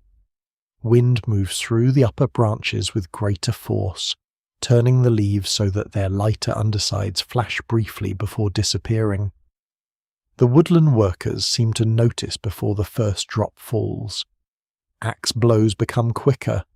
Voices call from one clearing to another. Somewhere behind the trees, a cart begins to move, its wheels creaking as the driver urges the horse toward shelter. The traveller tightens his cloak. Rain begins softly, tapping against leaves high above him. For a little while, the canopy protects the path, holding the water in thousands of small cups. Then the branches grow heavy, and the rain reaches the ground in sudden, cold streams. Within minutes, the wheel ruts fill. The traveller keeps to the raised centre of the track where grass and roots provide firmer footing. His staff sinks deeply at each step. Mud clings to his shoes, adding weight until lifting one foot becomes a slow pull against the earth. Medieval roads could become almost impassable in bad weather. There were paved streets in important towns, stone bridges across major rivers, and carefully maintained approaches to castles, abbeys, and market centres. Yet much ordinary travel took place along tracks of earth, gravel, brushwood, or whatever local material could be found. Responsibility for repairing roads often belonged to communities, landholders, religious houses, or those expected to perform customary labour. A lord might order tenants to fill ruts or clear ditches. A bridge could be maintained through tolls, gifts, or charitable endowments. Some people left money in their wills for road and bridge repair, treating safe passage as a worthy act of mercy. Even so, one hard rain could undo weeks of work. The traveller reaches the boundary bank at last. It is a low ridge of soil running through the trees, with a shallow ditch on one side and several old oaks growing along its top. A weathered mark has been cut into one trunk, perhaps indicating the abbey's land. He crosses carefully. Beyond the bank, the track is slightly broader but no drier. Water runs down it like a narrow stream. The rain enters through the seams of his cloak and slides along his neck. His wool tunic, already damp from the previous night, begins to cling heavily to his body. Wool remained one of the most useful materials in medieval life because it could retain some warmth even when wet. Cloaks, hose, blankets, hoods, and outer garments made from wool protected labourers and travellers through cold seasons. Yet wet wool became heavy, slow to dry, and capable of rubbing the skin raw during a long journey. The traveller feels the cloth chafing beneath one arm. His feet are worse. The shoes dried beside the fire have softened again. Water passes through the stitching. Grit works between leather and skin, pressing into blisters formed during the previous day. Each step produces a sharper pain. He looks for shelter but finds only dense undergrowth and dripping branches. The hermit's mugwort remains tucked inside his shoes, crushed now into a damp green pulp. Its scent rises faintly whenever he steps. Mugwort was only one among many plants used for aching feet.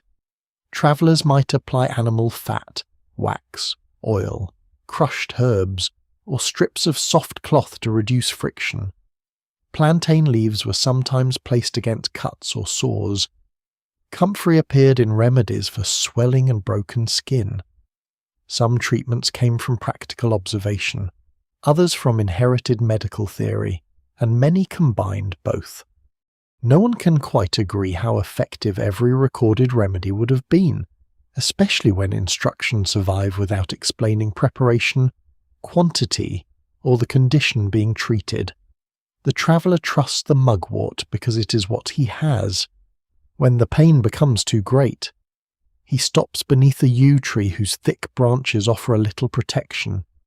He lowers himself onto an exposed root and removes one shoe. The leather is dark with water, his wool hose is torn at the heel, and the skin beneath is red and split. He wipes away mud with the cleanest corner of his cloth, then tears a narrow strip from the lining of his bag. Cloth was rarely discarded casually. Worn garments became patches, wrappings, cleaning rags, bandages, wicks, or stuffing. A household used fabric until little remained but fibres. The traveller regrets damaging the bag, yet the road ahead requires feet more than it requires a neat lining. He wraps the heel and replaces the mugwort over the sore place. Then he ties the shoe more loosely. The rain drums upon the yew. Water runs down the trunk in dark lines. Yew trees were often associated with churchyards and ancient sacred places, though their presence there may have owed as much to durability, tradition, and practical land use as to symbolism. Some believed yew carried protection or mourning. Others valued its wood for bows and tools. Those who recorded medieval customs never fully agreed why certain trees gathered certain meanings. The traveller thinks only that the branches are thick enough to slow the rain. He eats the final piece of cheese while resting. It is small, scarcely more than 2 bites. The last strip of smoked fish remains in his bag, but he saves it. The watered ale in his flask has lost nearly all flavour. Cold begins to enter his hands again, so he rises. The path descends from the yew into a broad hollow where runoff has collected. There is no way around without pushing through thorn. He tests the water with his staff. The first step reaches his ankle. The second sinks nearly to mid-calf. Mud grips his shoe so strongly that when he pulls free, the leather almost remains behind. He bends, catches it with both hands, and stumbles onto firmer ground with his knees soaked. For several moments, he kneels in the rain. Weariness has changed since morning. It is no longer simple tiredness, but a heaviness that enters thought. Decisions take longer. Sounds seem distant. The idea of lying beneath the nearest tree and waiting becomes strangely appealing. Travellers knew the danger of stopping while wet and cold. Monastic guest masters, innkeepers, soldiers, shepherds, and pilgrims all understood that exhaustion could silence good judgment. A person might rest too long, allow the body to cool, and find it difficult to rise again. The traveller grips his staff and forces himself upright. He begins counting steps, 50 steps, then a pause, another 50. Counting gives the road a shape small enough to endure. He does not think about the village lane or the miles that may remain. He thinks only of reaching the next oak, the next bend, the next patch of stones. The forest gradually thins. Beneath the trees, bracken gives way to rough grass. He sees an old wattle fence collapsed along one side of the track. A gap in the woodland reveals a field beyond, brown and empty after harvest. Rain crosses it in silver sheets. At the field's edge stands a small shelter built for workers or shepherds, little more than a roof of thatch supported by 4 posts. The traveller reaches it just as thunder rolls faintly beyond the hills. He sits beneath the thatch. There are no walls, but the roof is sound. Dry hay lies in one corner, and a broken wooden rake rests against a post. He removes his cloak and squeezes water from the hem. Steam does not rise because there is no fire, yet the simple absence of falling rain feels almost like warmth. Across the field, mist gathers low over the furrows. Perhaps an hour remains before evening, perhaps less. The sky offers no clear measure. The traveller rubs his feet through the wet wool and listens to rain striking the roof above him. In a nearby village, people may be bringing animals into barns, closing shutters, and spreading fresh rushes near hearths where supper pots already simmer. The thought is both comforting and painful. He allows himself a brief rest, no longer than the time needed to recite 2 prayers. Then he stands, wraps the heavy cloak around his shoulders, and steps back into the weather. The path continues along the field boundary. His body is cold, his provisions nearly gone, and every movement slow. But somewhere beyond the rain, the abbey's land has begun to open toward human settlement, and the traveller follows the muddy track one measured step at a time. The path follows the edge of the field until the trees gather close again, though they no longer form the deep, unbroken woodland of the previous night. Here the oaks stand farther apart. Hedges divide small parcels of ground, and the ruts beneath the traveller's feet are broader, marked by carts carrying grain, firewood, and manure between village and field. The rain weakens to a fine mist. Water still drips from his hood and runs from the end of his staff, but the hard drumming upon leaves has faded. Across the wet ground, the evening light settles into a soft grey. A flock of small birds rises from the stubble and turns as one body above the field before disappearing toward the hedges. At the next bend, the traveller sees a cross. It stands beside the track beneath an ash tree, slightly crooked and darkened by years of weather. The shaft is made from stone, though the upper arm may once have been repaired with wood. Ivy climbs around the base, and a shallow hollow has been worn into the ground before it by generations of knees and shoes. The traveller stops. A roadside cross might mark many things.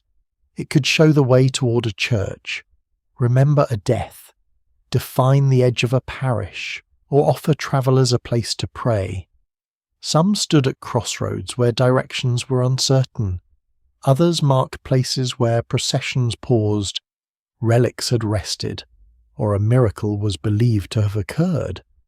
No one can quite agree what every surviving cross originally meant. Their purposes changed as roads shifted and stories faded.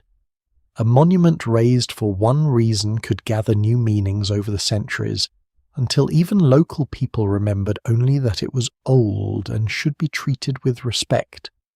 This cross has a small niche cut into its base. Inside rests a weathered figure, scarcely larger than the traveller's hand.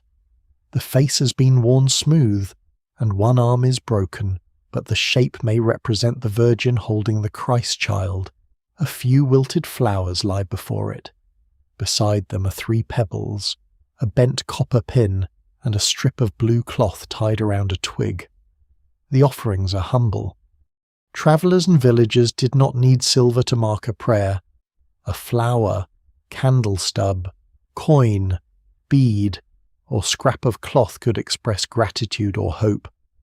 At healing wells and shrines, people sometimes left crutches, pins, wax images, or pieces of clothing associated with the body part for which they sought relief. Church authorities did not always approve of every local practice. The boundary between devotion and superstition could be difficult to define, especially when an old custom continued beside a Christian image. Priests might bless a spring while warning against charms used there. Villagers might recite a prayer to a saint and then tie cloth to a branch in a manner older than anyone could explain. The traveller kneels in the wet hollow. His knees sink into mud, but he remains there. He thanks God for the fire beneath the oak, the stream, the woodcutters, the hermit, and the foresters who allowed him to pass. He asks for the road ahead to be clearer than the road behind. Then, after a pause, he asks for his feet to hold until he reaches shelter. He touches the carved figure. The stone is cold and slick with rain. Around his neck, beneath the cloak, hangs the little cross he carried through the forest. He draws it out and presses it briefly against the niche. Pilgrims sometimes touched badges, rosaries, cloth, or other objects to saints' tombs and relics, believing that contact allowed a blessing to be carried away. Such objects could become secondary relics, reminders of sacred nearness brought into ordinary life. The practice varied widely, and even now historians continue to debate how ordinary people understood the power of contact. Some may have believed the blessing was literal and physical. Others may have valued the object as memory, protection, or proof of pilgrimage. The traveller owns no precious relic. Still, he touches his cross to the worn stone. From his bag, he removes the last copper coin. It's not enough to purchase a proper meal at many inns, but it may buy bread or contribute to a candle. He hesitates. Coins mattered greatly to someone travelling alone. A toll-keeper might demand payment at a bridge. A ferryman might refuse passage without it. An innkeeper might allow sleep beside the hearth for a small fee. But goodwill was not guaranteed. The traveller places the coin in the niche. He keeps the last piece of smoked fish. Faith, too, exists beside practical judgment. When he rises, he notices markings cut into the cross's shaft. Some are simple crosses, others resemble initials, lines, or small circles. Pilgrims occasionally carved signs upon churches, bridges, shrines, and wayside monuments.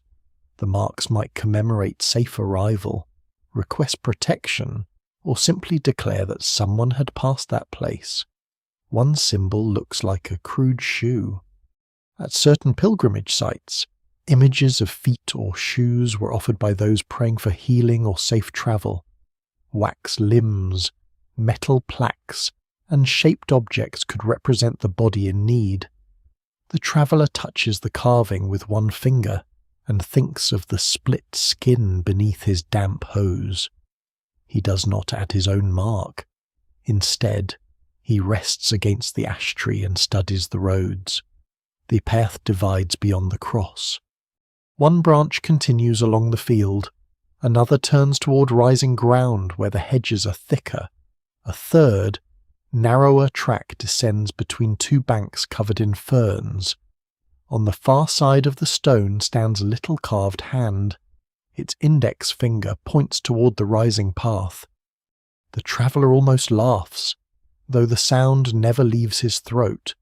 After so many broken branches, uncertain stones, wandering bells, and meaningless tracks, here at last is a sign made clearly for those who do not know the way. He follows the pointing hand. The road climbs gently between hedges woven from hawthorn and hazel. Water runs in shallow ditches on either side. The surface remains muddy, but beneath the mud lies gravel, placed there by people who expected carts and travellers to pass. Soon he finds another sign of settlement. A pilgrim badge lies half buried near the ditch. It is made of dull grey metal, perhaps lead or pewter, and shaped like a scallop shell.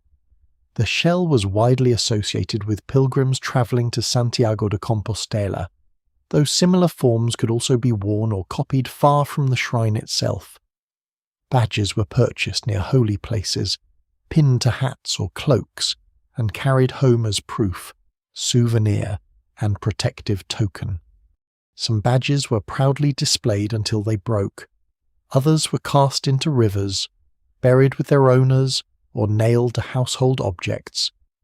Those who recorded pilgrimage customs never fully agreed whether every person wearing such a badge had truly completed the journey it represented. The traveller lifts it from the mud. The pin is broken, which may explain why it was lost. One edge has been bent by a cartwheel. He wipes it against his sleeve and places it beside the wooden beads in his pouch. Taking a lost badge may be questionable, but leaving it in the ditch feels worse. The rain stops completely. In the new quiet, a bell begins ringing beyond the hill. The sound is clearer than any he heard inside the forest. It comes from ahead, steady and measured, with no confusion in its direction. Perhaps it calls villagers to evening prayer. Perhaps it marks the closing of a gate, or the end of labour. Whatever its purpose, it belongs unmistakably to a settled place. The traveller walks toward it. The hedges thin near the crest. Beyond them, smoke rises from several chimneys. He cannot yet see the houses, only pale streams bending beneath the damp air. Behind him, the roadside cross stands alone at the division of paths, its little niche holding flowers, cloth, stones, and one newly placed coin. Before him, the bell continues. Each note passes over the wet fields, through the hedges, and along the road. No longer an uncertain sound lost among trees, but a promise that the world of doors, hearths, and human voices is close. The bell guides the traveller over the crest of the hill. At first, the village appears only in fragments. A roof of dark thatch rises beyond a hedge, then a second roof, lower and broader, with smoke drifting from a hole near its ridge. A wooden fence follows the curve of the lane, its stakes silvered by weather and bound together with woven hazel. The traveller slows. After so many hours longing for human company, he approaches it cautiously. Villages offered shelter, food, and directions, but strangers were noticed. Most medieval communities were small enough that an unfamiliar face could not pass without questions. People knew who belonged to each holding, who owed labour to the manor, who had married into another parish, and which travellers had arrived for a market, feast, or pilgrimage. A wet man emerging from the woodland at evening might inspire pity. He might also inspire suspicion. The first building beside the lane is not a house, but a small barn. Its doors stand open while two men hurry to bring bundles of straw inside before the damp returns. One pauses with a fork in his hands and watches the traveller pass. The other calls to him, asking where he has come from. The traveller names the last town he remembers. The men exchange a glance. "That is west," one says. The traveller has approached the village from the north. For a moment, he says nothing. The forest has turned one day's road into a wandering arc, carrying him far from the direction he believed he had followed. No one can quite agree how easily a lost person begins to walk in circles, especially when slopes, trees, and fear alter every judgment. What seems like a steady course may bend gradually until the traveller is moving toward the place he once left behind. The man with the fork points down the lane. The reeve will know the road. The traveller thanks them and continues. The village is built around no formal square, only a widening of the muddy lane near a stone church. Houses stand at irregular intervals, each with a small yard enclosed by fence or ditch. Their walls are made from timber frames filled with woven wattle and coated in pale daub. Some roofs are thatched with straw, others use reeds gathered from wetter ground. Smoke escapes through roof openings and under eaves because many cottages have no chimney. It drifts low in the damp air, carrying the smells of burning oak, peat, onions, and animal dung used as fuel where wood is scarce. The smell is almost overwhelming in its familiarity. Dogs bark from behind a fence. A goose stretches its neck and hisses as the traveller passes. Chickens scratch near a midden where vegetable peelings, ash, broken pottery, and other household refuse gather beside the lane. Children are being called indoors. A woman lifts a wooden bucket from a well and steadies it against her hip. Another scatters fresh rushes across the threshold of a cottage, replacing those made sour by wet feet and smoke. Rushes helped soften packed earth or stone floors, though they could also trap fleas, food scraps, and dirt if not changed regularly. The traveller hears spoons knocking against wooden bowls. Supper is near. He passes an open doorway and glimpses a household gathered around a hearth set upon the floor. A blackened pot hangs from an iron hook. Steam rises from pottage containing beans, leeks, and perhaps a little bacon fat. A round loaf rests upon a board beside a horn cup. The family falls silent when they notice him. He lowers his eyes and moves on. At the church, the final bell stroke fades from the tower. The building is small, with thick stone walls and a roof dark from rain. A wooden porch shelters the entrance. Beneath it stands an old woman holding a ring of keys and a bundle of candle ends. She may be responsible for cleaning, lighting lamps, or assisting the sacristan. Parish duties were often shared in ways that surviving records only partly reveal. Women washed altar cloths, prepared candles, cared for devotional images, and collected offerings, even when official titles belonged to men. The traveller asks whether the church offers shelter. The old woman studies him carefully. The porch, perhaps, she says, "but speak first to the reeve." She points toward a larger house near the end of the lane. Before leaving, the traveller enters the church. Inside, the air is cold and smells of damp stone, wax, and old smoke.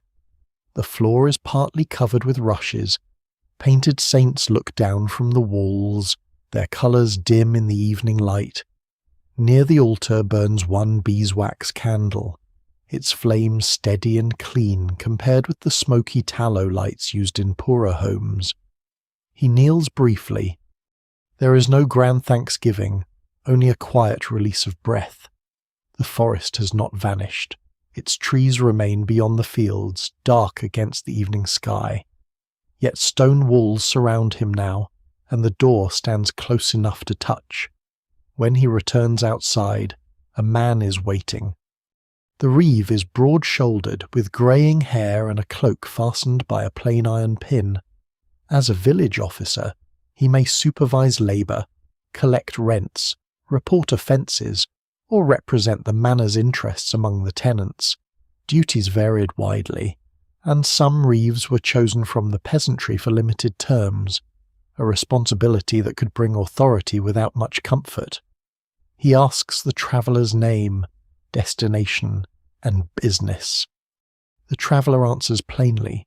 He describes the lost fork, the night beneath the oak, the stream, the charcoal burn, and the foresters on the abbey's boundary. The reeve listens without interruption. Then he asks to see the traveller's purse. It is almost empty. His bag contains only the final strip of smoked fish and the damaged pilgrim badge. His knife is an ordinary eating blade rather than a poacher's weapon.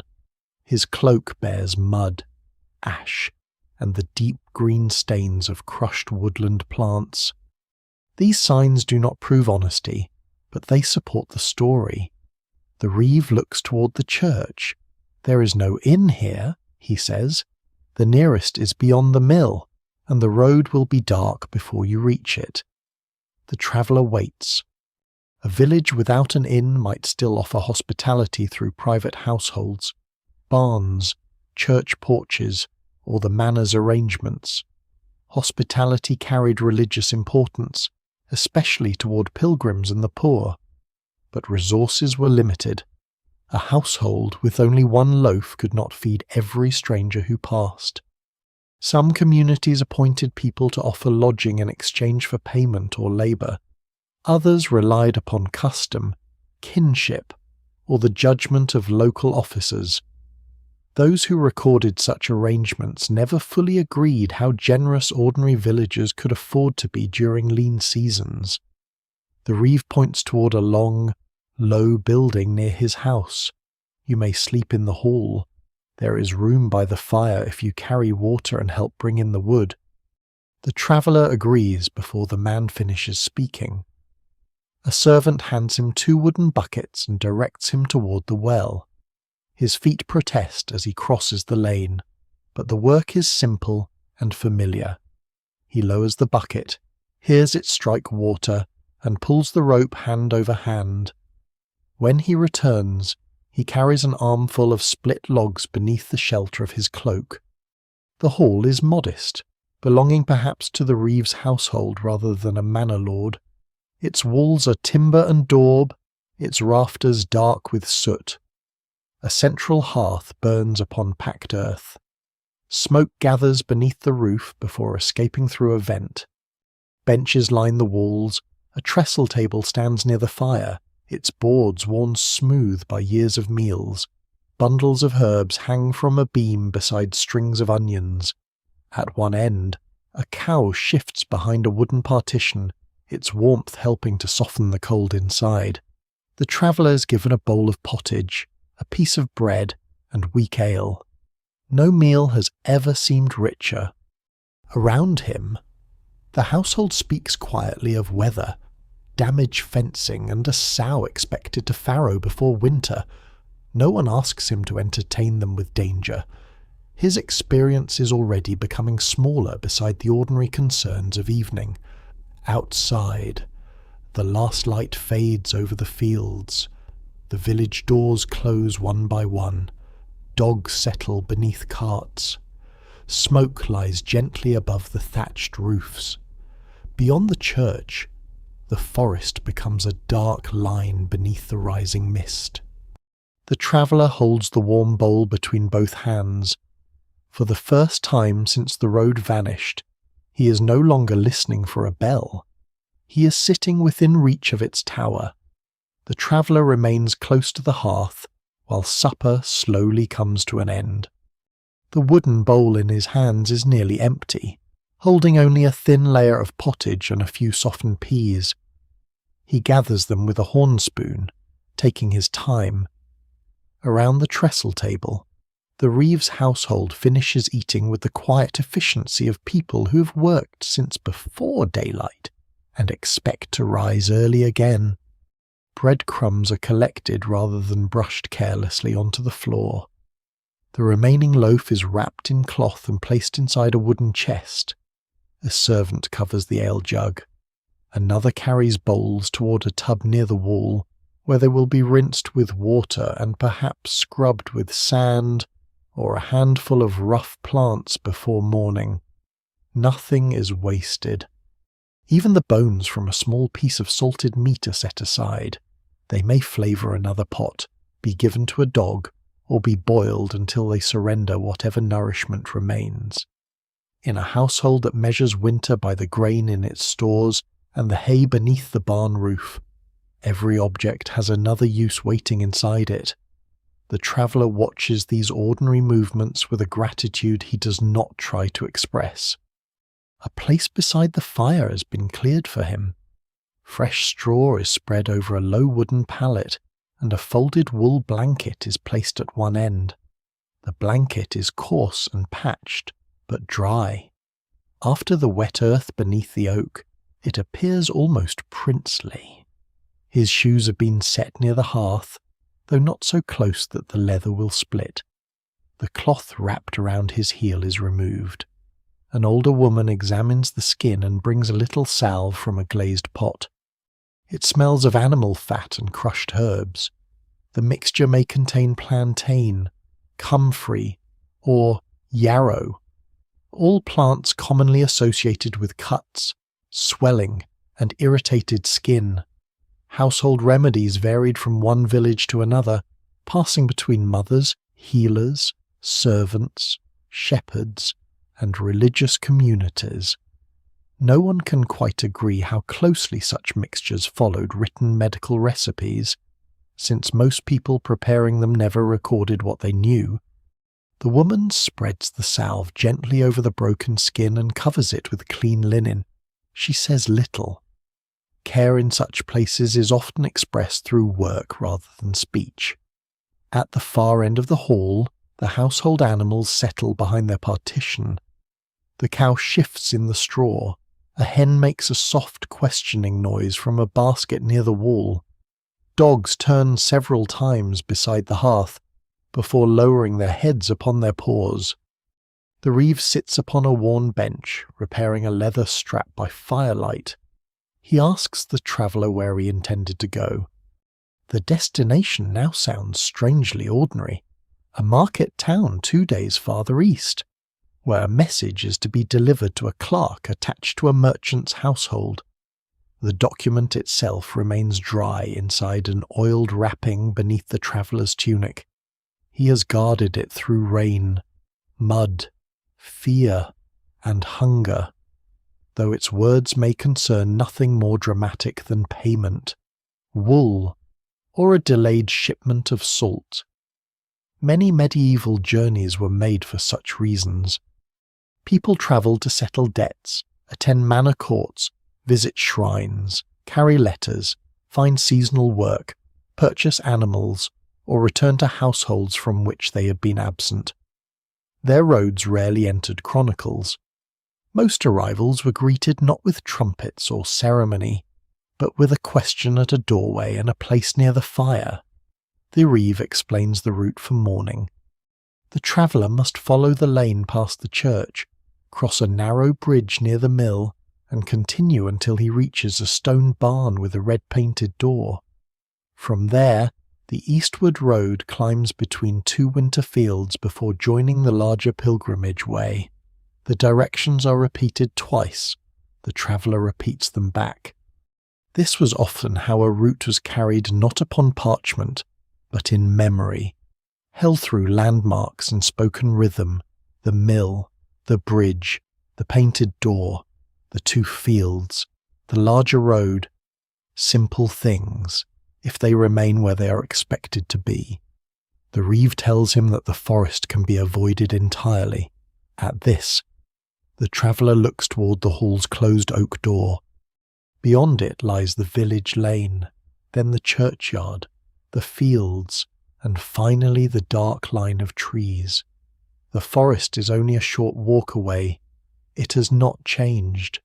The coppiced clearings remain. Charcoal still smoulders beneath turf. Swineherds still listen for bells tied around muddy animals. Foresters still follow tracks through damp leaves. The old oak still stands above the hollow where a little fire once burned. Yet from inside the hall, the woodland already feels farther away. Stories often reshape danger quickly. By morning, the traveller may describe the fox's cry as louder than it was. The reflected eyes may become those of a wolf. The distant knocking may belong to poachers, ghosts, or nothing at all, depending upon who listens and how much ale has been poured. Those who later repeat the tale may never fully agree whether he was lost for one night or two. Memory follows its own paths. A servant takes a bundle of dried rushes and scatters them across the most worn part of the floor.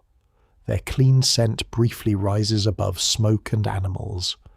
Another servant places a clay cover over the strongest part of the fire, banking the coals beneath ash so warmth will remain until dawn. One by one, the household prepares for sleep. The trestle table is taken apart and leaned against the wall. Benches are moved. A wooden bar is lowered across the main door. A small tallow lamp is extinguished, leaving the central hearth as the only light. The shadows lengthen. The traveller lowers himself onto the straw pallet. His body resists at first, every muscle stiff from walking and cold. Then the dry bedding begins to support him, and the wool blanket settles heavily over his shoulders. He places the damaged pilgrim badge beside his wooden prayer beads. The grey metal shell catches a little firelight. Perhaps he'll keep it as a reminder. Perhaps he will leave it at another shrine. Perhaps, years from now, it will be found at the bottom of a chest by someone who does not know where it came from. Objects outlive their explanations. A bent badge, a worn bead, a knife darkened by sparks, or a strip of cloth tied around a roadside cross may carry a story long after the storyteller is gone. The meaning grows faint, but the human touch remains. The traveller closes his eyes. Outside, the village becomes still. Rainwater drips from the church roof. Mist moves between the cottages and crosses the empty lane. Beyond the last fence, winter fields lie pale beneath the moon, their furrows holding silver water. Farther away, the forest waits in silence. The bell rings once in the night. Its sound passes over thatched roofs, barns, hedges, and sleeping animals. It reaches the dark trees and enters among them, where it is softened by branches and moss until no direction can be known. Inside the hall, the traveller hears it clearly. He no longer needs to follow. The fire sinks lower. Faces disappear into shadow. The final whispers of the household fade beneath the slow breathing of sleep. Years will pass, the traveller will take other roads. The reeve's roof will be repaired, then replaced. Children who sleep near the wall will grow old. The forest paths will shift, and some of the great trees will fall while new stems rise from their roots. Generations will cross the same muddy fields beneath different names. The roadside shrine will weather, the flowers will be renewed, bells will continue to mark mornings, evenings, births, warnings, and deaths, sending their notes into a countryside where most lives leave little written trace. And still, on quiet nights, there will be roads disappearing beneath mist. There will be distant firelight behind small windows. There will be travellers listening for bells. For now, the man beneath the wool blanket is safe. The road can wait until morning. The village sleeps around him. The forest darkens beyond the fields, and the medieval world slowly fades into the gentle silence between one bell and the next. Sweet dreams